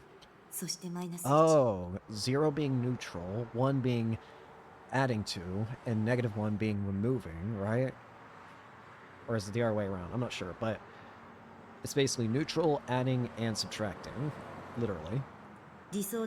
A D-sword is a shortcut to produce the last of those. Negative 1. It's all giving me a headache. Yeah? Welcome to the club. So, surrounding observers mutually recognize delusions as reality, but what does that actually mean? Consider the crunchy cue in your hand. What does it look like to you? Like a blue popsicle, I guess? Can you prove that this blue popsicle is truly real? I mean, what else would it be? It was a Crunchy-kun. Anyone with eyes could see that, and anyone with a mouth could feel how cold it was with every bite. I would think that'd be a pretty obvious answer. 人は Only once 目 the で見 brain たものを comprehends what 脳 the が認 eyes 識して see 初 does め it て acknowledge it そ as a れが blue 水色の popsicle. アイスと理解できる。でも However, 脳 there's が always 本 the 人の意 possibility 識 of し the ない brain ままに嘘を subconsciously ついている deceiving 可能性 itself. だってあるんだぞ。脳が生み出した Perhaps the brain 自分 produced 一 a 人だけ delusion が and そう proceeded 思 to い込んでい convince る itself 妄 of 想 that. かもしれないんだ。じゃあどうやっ Then て現実だって how can you 証 even 明 prove す what's るの real? 他の人も If anyone お outside 前の持っているものが of 水 yourself 色のアイ observes スである that と what 観 you're 測 holding す is れ a blue ば popsicle, それ the は二 mutual 人以上の recognition will 人 be 間の obtained 共通 between の you 認 all. 識となる。お前一人だけの It 妄 no 想 longer じゃなくな remains る as your solitary delusion. 妄想を現 To 実に grasp す the るとき concept に of turning delusions into それを reality, 逆説 it 的に needs to be 捉えれば approached paradoxically. To break it down then, a person's solitary delusion could become reality by forcibly showing it to someone, and this could be done by using particles created by a D-sword to attain mutual recognition, or something along those lines. So, hang on, are we basically saying that a D-sword is a way of changing another person's perception? It's not exactly a sword in the sense of using it to fight, though it probably could be used in that sense, but it's more so in the sense that you can use it to forcibly change another person's perception. I think? I don't know. Then, did I have that power too? Kosubi doesn't get it all. とにかく Anyway, Kosubi's sword's この剣 invisible は to normal 普通の人 people's. には見えないの。 Kazubi returned to Seina's Crunchy-kun, then trod back toward the road. Then, in front of all the people walking around the road, for some inexplicable reason, she began whirling around her D-sword wildly. やめdon't I shielded my eyes. So those were true colors. In the end, she was nothing more than a homicidal maniac. Any second now, the road would become a sea of blood. Anyone crossing paths with that colossal blade would have their body torn to pieces. With the police station right in front of us, they'd catch her in the act. It would be an open and shut case. たくみさん Nagi-san, そんな he こ is とに not は like なっ that, て don't ない you see? よ。 Why was it so quiet? A whole crowd had just gone mowed down with her sword in broad daylight, right here in the heart of Shibuya. And there hadn't even been a single scream. The cops hadn't even intervened. I slowly uncovered my eyes. Nothing had happened. Nothing at all. Kazubi, looking a tad embarrassed, was still brandishing her colossal sword. You would think the sword would have struck anyone nearby, or maybe some railing, or even the ground, but no. Not a thing was damaged. If anything, the sword was passing right through everything, as if everything else was an illusion. Wait a sec. Actually, I had that backward. It was the sword that lacked substance. The people walking around us weren't bothered in the slightest. They couldn't see the sword. Ding ding. 理想度は These swords are delusionary 本当の剣な swords. のだ。 I also had said something along those lines, that the swords could only be seen by those who possessed the power. In that case, how the heck did you take on those 3 thugs from earlier? Standing next to me, Seina let out an exasperated sigh before taking another bite of her Crunchy-kun. あの理想度は Right now, Kazui's 今 D-sword は is 小 simply 杖 an の error 作っ she たエラー created. でしかない。周囲共通認 Has 識 yet は to まだ attain 成立 mutual していない。 recognition. リアルブート If したら we real boot it, then it would be visible to everyone. Real booting. That would mean sending particles into the dead spots of surrounding observers, yeah?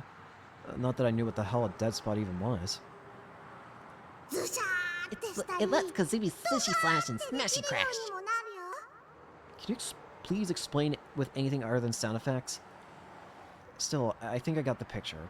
Slishy Slash was probably for cutting, and Smashy Crash was for hitting? What was this girl going around cutting and hitting? Did Kozubi seriously do such horrifying stuff like that? And what about me? Did I have the power to do that too? No, I wasn't special. I wasn't a gigalomaniac. In the end, I hadn't even been able to obtain a D-sword. 剣 But は見えた Takumi-san saw Takumi-chan's sword, right? だからそのう You'll ち get real soon, たくみさん Takumi-chan. も Kazubi 見 knows る it. の。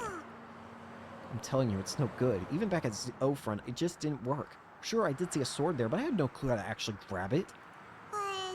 I'm sure if Takumi-chan asks how to get it. Kazubi peered at Seina as if to urge her to do something. Seina let out another sigh. バイオリズムの上昇 As によって biorhythms climb, the neurons in the 中脳変形 midbrain ニューロンの limbic system ドーパミンが excessively 過 secrete 剰分 dopamine, 泌された時 and one's D-sword 理 appears. 想度は現れる。Depending on the person, this could come from feeling threatened, excited, sad, hateful, or happy. The higher the amount of dopamine secreted, the easier it becomes to observe. So what you're saying is that a high emotional state is required in order to observe the D-sword. Here you go, Takumi-san. It was just absurd how wide Seina's knowledge was. She might very well be an outright genius. I mean, with explanations this detailed, you'd think she'd majored in gigglomaniacology, if that was even a thing. For starters, I couldn't even imagine there being any other girl in all of Japan who could spout theories and jargon off the top of their heads to this degree. Where on God's green earth had she studied literally any of that? But what was with all the mysterious characters accumulating around me? I was dying for an answer. Thinking about it all just wore me out. Except as only half understanding what was going on. But I didn't have the strength to look into it myself, because none of these people were normal in the slightest. Grappling with those feelings of bareness, I took one last bite of my thawing crunchy-kun. Huh? Oh, I won. It said win on what was visible on of the stick. Kazubi came back and peered into my hand. Wowsies, Takumi-san. Lucky bastard. Oh, Seisha, you're stealth because you wanted to win these too. Who says I care? I doubt Kazubi could be so easily fooled here, given her ability to read everything on someone's mind. Seisha, you always eat Crunchy-kuns all super duper excited to see if you're a winner. How many times have you won? I have a win rate of 13.7%. She really had this stuff down to a science. Did she calculate all that every time she ate one? Nice. Finishing her Crunchy-kun as well, she gave the leftover stick a quick glare, only to let out a quiet snort. She must have lost, or at least her face made it look that way. Uh-oh. Oh no, I'm scared. Hey, if you want mine, here. Oh god.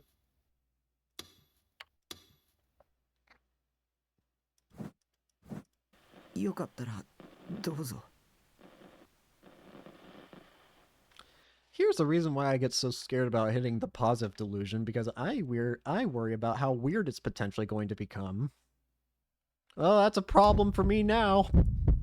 I timidly held out my winning stick. I have no intention of accepting handouts. I'm merely experimenting with my own possibilities. But Seisha's heart says she really wants it, you know. Oh no. あげますよ。 You can have it. 僕 I don't need a アイ whole ス lot は of あんまり popsicles. 食べないし。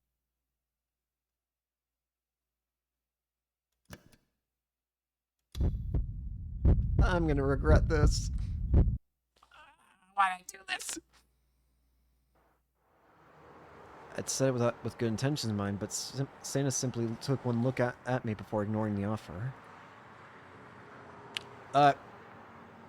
I don't like that. That scares me. Seeing her smile for once actually scared the crap out of me for some reason. That did not feel right. Then for some reason she handed me a popsicle stick instead. She made no attempt to explain herself either. I wasn't sure what she was expecting, since I wasn't exactly going to get ecstatic over a losing popsicle stick that didn't even belong to me. Was she just silently ordering me to toss in the trash can near the convenience store or something? Considering it was hers and all, I certainly was in the realm of possibility. Sana's smiling scares me. That feels wrong. Sana must have had a whole host of meek male subjects that she used to do her dirty work. She's pretty much insulting me to my face, but just the thought of what she'd do if I defied her scared me far too much, so I just bit my lip and put up with it. I won. Her gaze fixed on the sky that peeked between the buildings, Sana declared her supposed victory. With a sigh, I inadvertently looked down at the losing popsicle stick and gasped. I don't like this delusion anymore. What the hell was this? Came out last week. An exclusive Shibuya one. It's worth more than a normal winning stick. Saya had a smug expression on her face as she explained. Was she just trying to brag? And I won. How kind of competition had she even won? And besides, I didn't want anything to do with these winning sticks, especially with how in poor taste they were. I was tempted to snap stick right in half on the spot, but I swallowed back my anger and returned it to Sena. それよりお More 前 importantly, you are? たくみさん Takumi-san たくみさんなの Takumi-san, huh? 違う。 But no, シャンは you only need the つけな Sean くても part. 名前は What's your full name? I had a feeling I'd already told her my name before. She'd probably just forgotten it. Nishijo 西条 Takumi. 匠です。だったら Nishijo then. 西条もう Don't こ create れ any 以 more 上 errors エ than ラ you ーを already 作 have. るのはやめておけ What?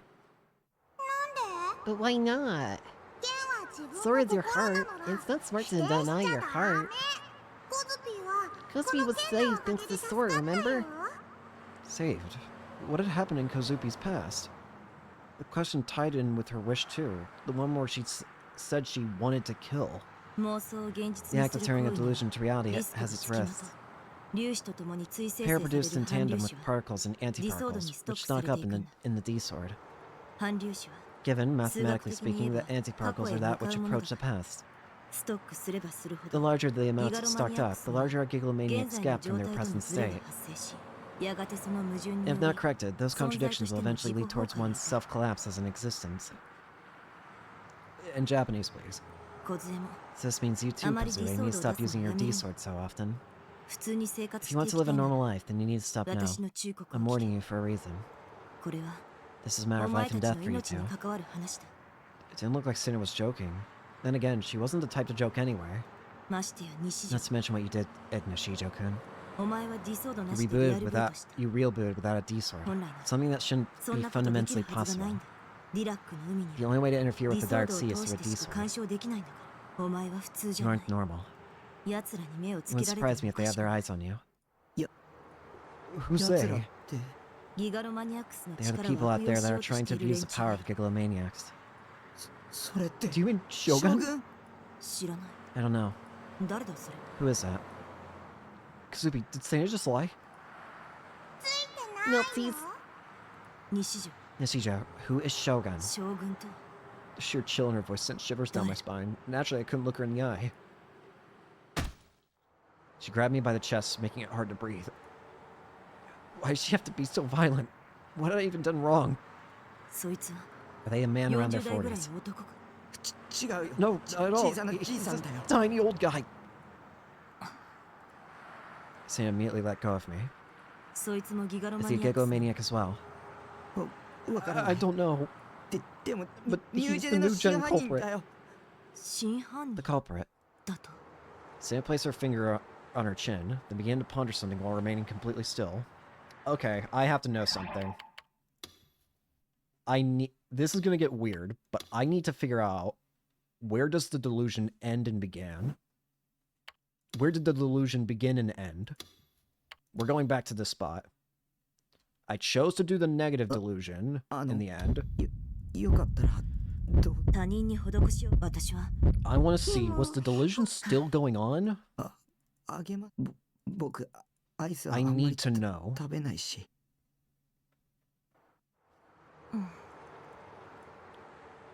Santa pursed her lips, and then she nervously accepted the popsicle. Thanks. ありがと I was lost for words, astonished. I would never imagine I'd get to hear Santa thank me. Likely unaware of my surprise, Santa glanced at me. うお前 You're a nice guy. 優しいな Murmured those few words quietly, then immediately looked away. Was it just me, or had she been blushing a little bit just now? Well, she'd given me an honest thank you, which was enough to make me reevaluate her a little bit. I originally just thought she was scary and nothing else, but she actually had a cute side to her. セナさんは Sansa's face just 今 now ので今の Zubi spun around in place, peered happily at Santa's face and then at mine. たくみさん Looked の like こと Sansa was all lovey-dovey for Takumi-san 小杖 Kasui, what the 何 hell を are バ you? カな 顔が Your face went all flushy crushy うるさいうるさ Shut い up! Did she have any idea what she just said? Marvel Sundays, blue-eyed June's signature catchphrase. Started to grin out of sheer glee, and Santa's finger shot in front of my face. お前もニヤニヤ Why し don't て you るじゃ start ない grinning too? Never seen Santa act so adorably agitated before. I was starting to feel a bit mischievous, so I decided to test her. ガルガリ君 Do you は like crunchy coons? 悪い There's something wrong with that? Do- Which part of them do you like? 美味しいだろ They taste good. それだ Is け that all? あと And he's Kawaii. cute. While she was still sullen, Santa then said something that was incomprehensible to me. かわいい Cute, cute. Has she just gendered a popsicle? And also, how could popsicles be cute or even uncute? アイスがじゃな I'm い not talking about the popsicles themselves. ガルガリ I mean 君は Crunchy Kid himself. かわいいの He's cute. Oh, she was talking about the mascot. Cute? あのイガグリ His 頭 chestnut-shaped head. The 最高 best. だ抱きしめて Makes me want to hug him and nuzzle his 頬ずり cheeks. したくなる The expression on Santa's face as she spoke reminded me of a maiden love. Different strokes for different folks, I guess. それより More お前 importantly, you are? たくみさん Takumi-chan. たくみさんなの Wait. 違うシャン No. はつけなくても名前 Okay. は西条匠です Okay, now it seems like it went back. Okay, let's head back to the other spot then. That's where the delusion ended. There wasn't like a clear-cut spot where the delusion ended. So I was super confused, like, wait, what happened? Is this still going, like, one way or am I going crazy?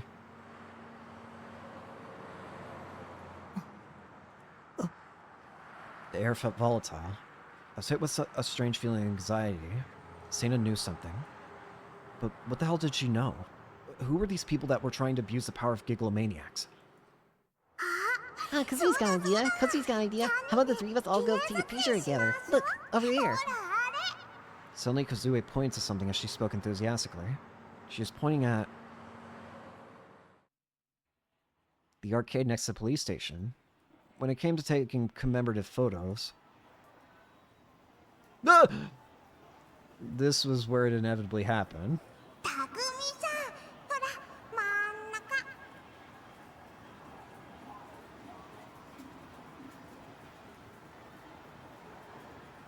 Okay. You might be wondering why I'm getting quiet, and it's because of something that's very concerning to me. Unfortunately, I can't go back far enough in a save to confirm if what I saw is what I think. But, I'm just gonna say what I think.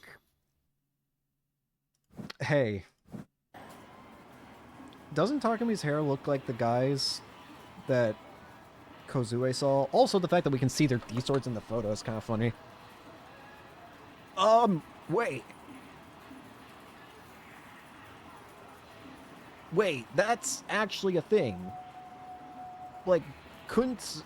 Wait. Ban could see the D-swords back in the recordings. Either that means he's a gigalomaniac, or video recordings are allow for the D-swords to be seen by normal people. いやちょ No, wait, 僕は I'm...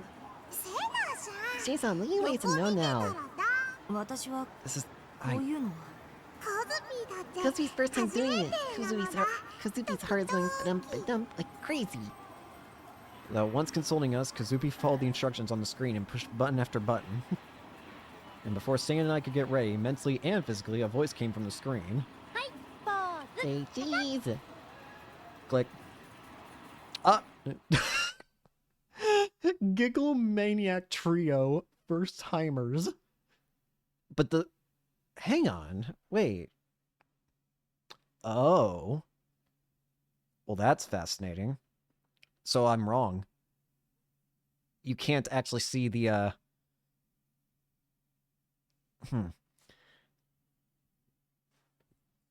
You can't actually see the D-swords in the photo. In that case, it has to mean that Ban is a gigglomaniac as well. If I don't know if that means he has a sword or not, but he at the very least can see other swords. Neither of the D-swords are visible.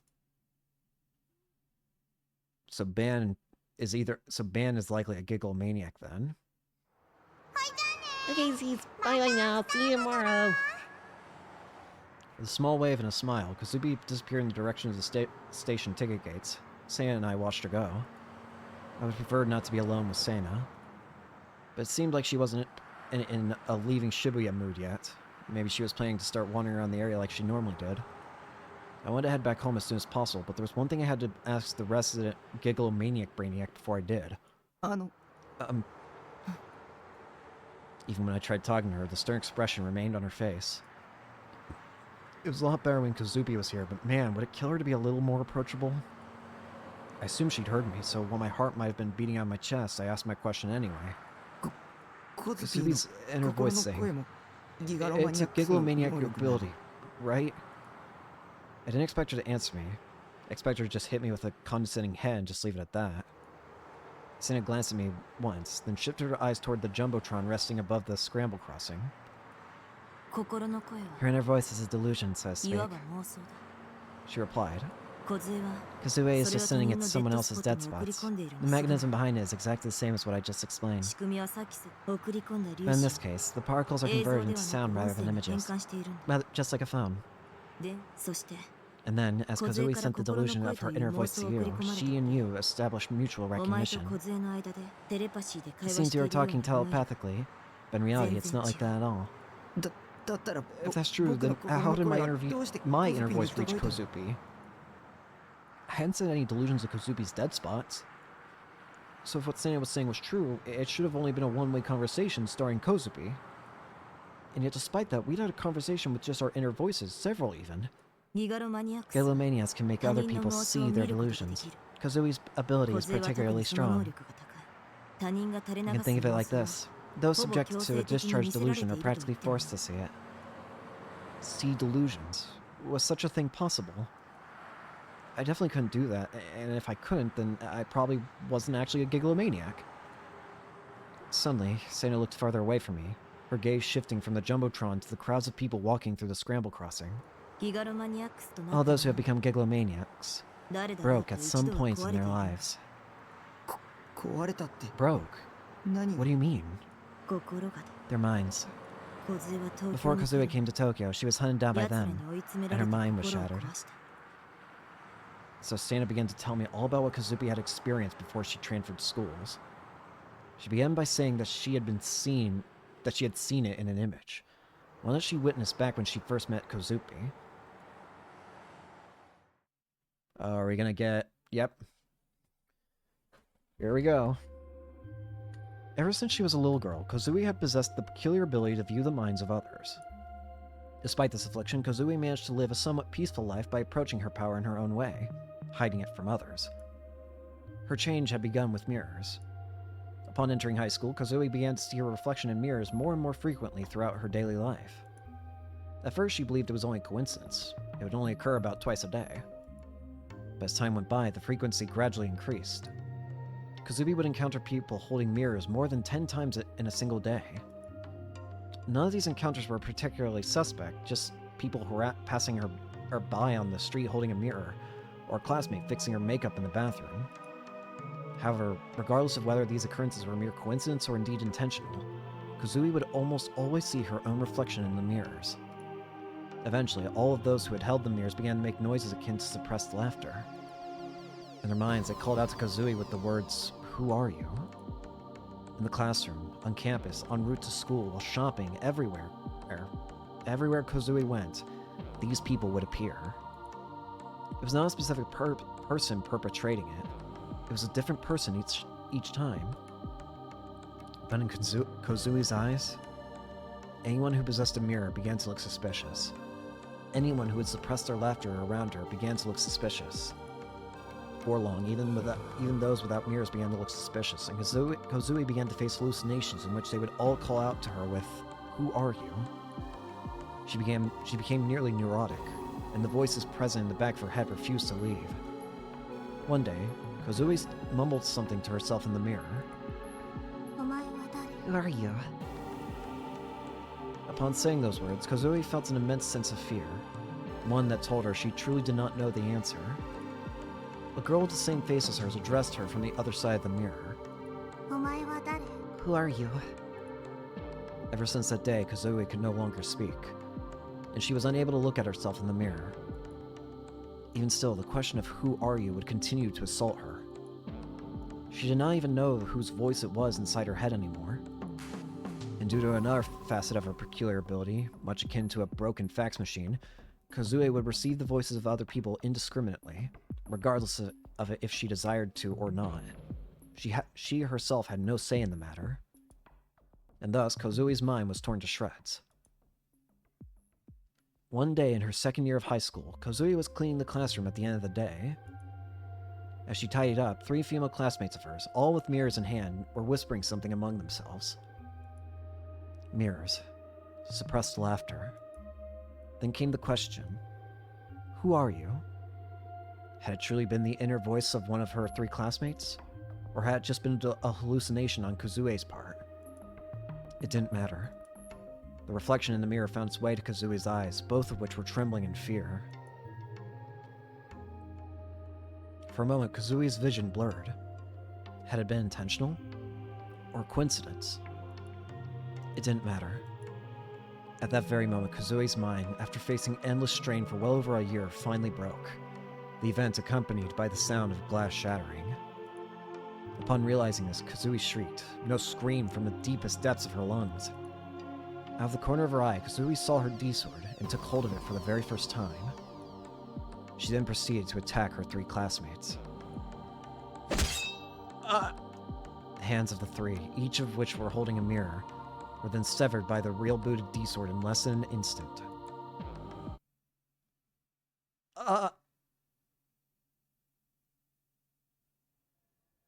Okay, we're just gonna... According to the minimum attendance chart, I didn't have to go to school today, but despite that, I was heading there anyway for one reason, and one reason only. To see Rimi. I had no doubt the Dokuns in class would make fun of me, just like they always did. It definitely sucked, but if it meant I could see Rimi, I could endure... Oh no...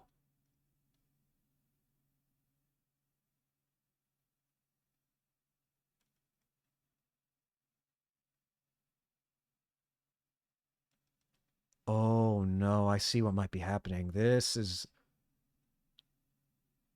Something similar is going to happen to Takumi. It's going to get worse and worse each time. Until eventually he snaps. The D-sword becomes real. And he potentially attacks whoever it is that makes him snap. It's going to happen, isn't it? That's what I think's going to happen. As I passed through the school gate, I thought back to yesterday. When we parted, Sena had made it a point to say something. If you continue down this path, whether you desire it or not, your consciousness must be strong enough to create positive from negative. If you don't, if you half-ass it, your delusions will devour you from within. I didn't want to get involved in anything that sounded dangerous, so I opted to not ask anything else. Besides, I still didn't know how far I'd have to go to get my hands on a D-sword. I was no hero. Just a useless piece of shit that couldn't even protect his own sister. But it was also possible that Shogun could show up again.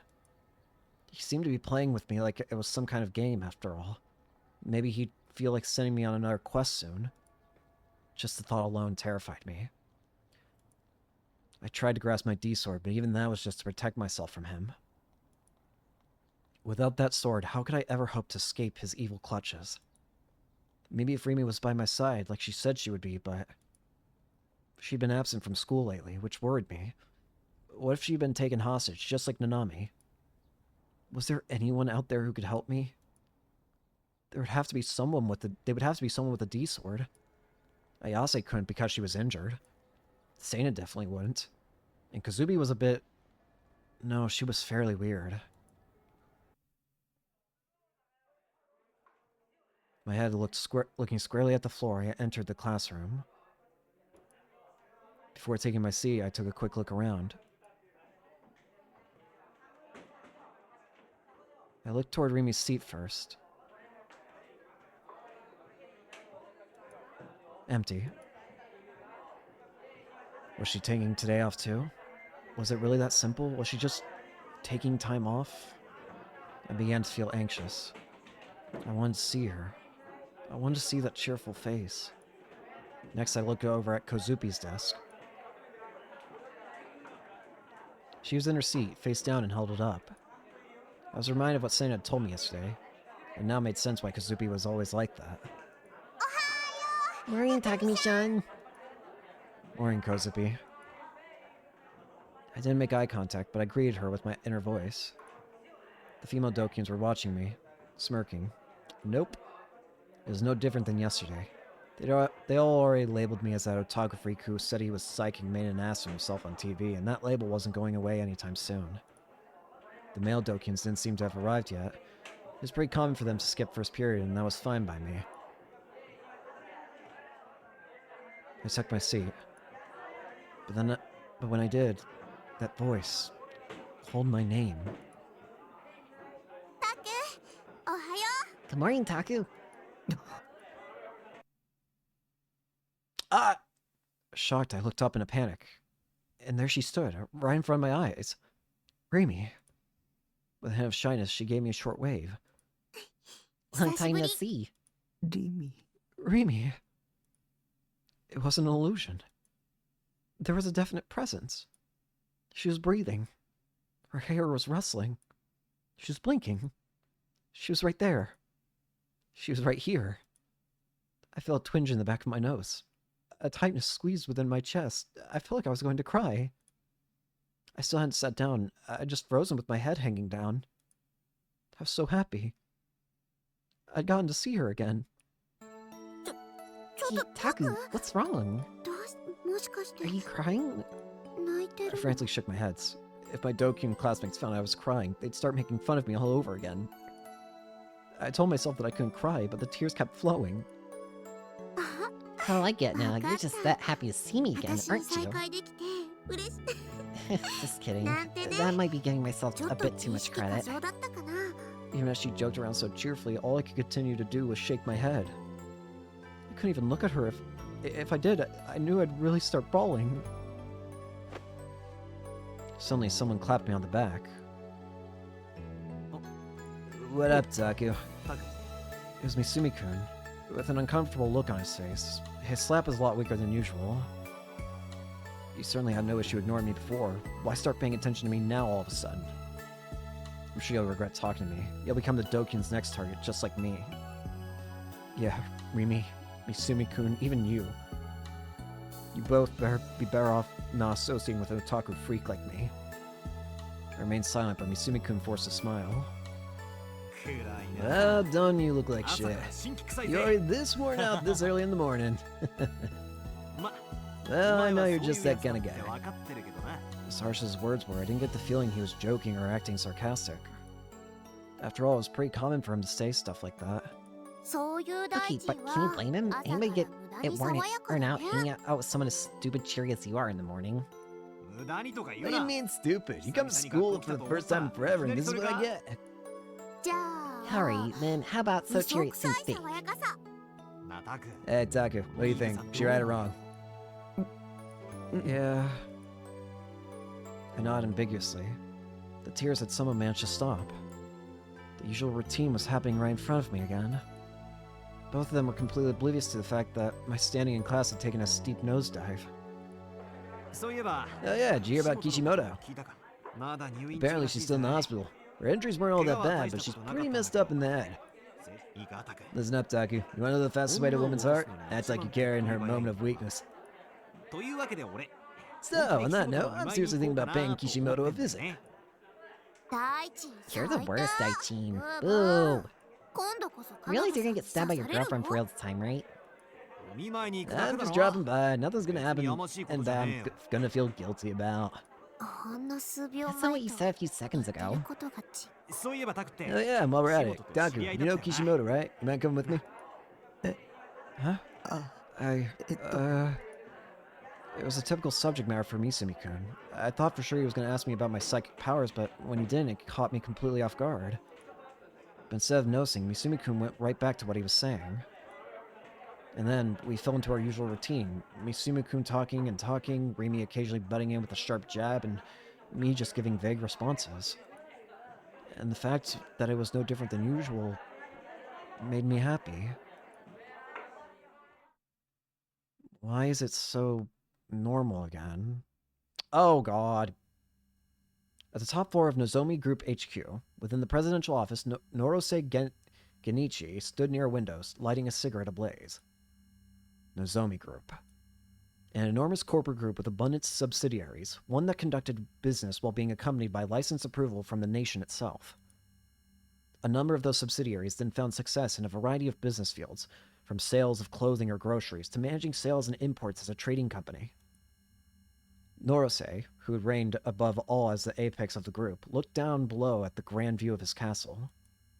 His conscious mind, however, was not gazing upon the scenery around him.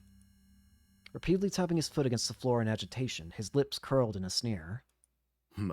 God Almighty. Old men are such a trifling inconvenience.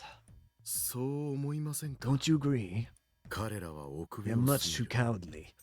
Though one could say my rising this far is attributed to their inadequacy. As useful as they are, I'm more than fed up with their every interruption for every single trivial this or that. Alas, the reality is that the Committee of the 300's influence must not be underestimated. However, it won't be long. The system will soon collapse upon itself, and the ruling structure of the world will be swiftly rearranged. Do you look forward to it? As do I. Copious lengths of time have been spent to reach this point. The conception of Project Noah is already in excess of 5 years ago. Narose approached his personal desk.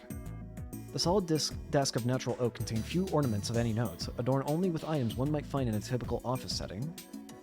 At the table's edge, however, was a single conspicuous object casually lay. Narose grasped the green, strangely designed character in his hand. Upon giving it a single disinterested glance, he promptly discarded it in the waste bin. Is it the Garo Froggy? Now then. His narrowed eyes turned to the dim room's interior. The rear of the room, where the moonlit light could not reach, housed a slight hint of another person. And to think you were a Gigalomaniac all along. It seems even God has aligned himself as my ally. You will allow me to have your sample. Whatever's the matter, you have not a thing to fear. I was once a doctor, you see. One wouldn't dream of proceeding without first obtaining informed consent. In addition, the hardware for Noah 2 is already complete. All that remains now is the software. And to that end, I require many samples of you Gigalomaniacs. Or, more precisely, code samples relative to one's node word synapses. These are behavioral samples taken from the region that manages brain function. There is individual variation between code samples. Gigalomaniacs, as noted by their exceptional abilities, utilize an otherwise untapped activation of these NA synapses, which exert their influence over a broader region of the brain. The human brain utilizes 10% of its overall capacity, but this does not apply to Gigalomaniacs. It is understood that they utilize the remaining 90%. The inner workings of a Gigalomaniac's mind are truly fascinating. Those samples will play the role of Noah 2's CPU, so to speak. With each and every additional sample, the abilities of Noah 2 will approach that of a true Gigalomaniac until eventually it surpasses them. Do you offer your consent? It's going to be either Yua or Nanami, isn't it? Brilliant. Narose nodded in satisfaction, exhaling a cloud of smoke as he returned his view to the scenery beyond the window. I'm guessing 4 people. Yua, Nanami, Rimi, or Shogun. Those are the 4 guesses I'm having as to who it was. I just think it's one of those 4. I'm most convinced in it being either Yua or Nanami, though. Because of the small green character mention. It would have to have been referring to a Garo Froggy, and the only 2 people who we've seen have Garo Froggies for certain are Nanami and Yua. Upon viewing it up close, the Shibuya nightscape was the essence of vulgarity itself, leaving Narose solely with feelings of discomfort. His persistent belief of this remote location, however, was that it was more than adequate. Nevertheless, it would not be long before this nightscape would be a sight never to be seen again. The final experiment of his Project Noah would make sure of that. The day is nigh, for the world to be born anew. I think that's Nanami's.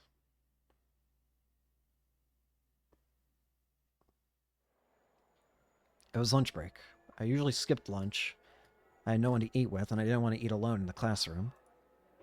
Recently, Rima had started asking me to eat with her, but since I was me, I would always get embarrassed and refuse in the end. You know what? We're gonna go ahead and end it here for today. Yeah. So, thank you all so much for watching. Hope you enjoyed and hope to see you all later. Peace. I'm ending on 2 minutes.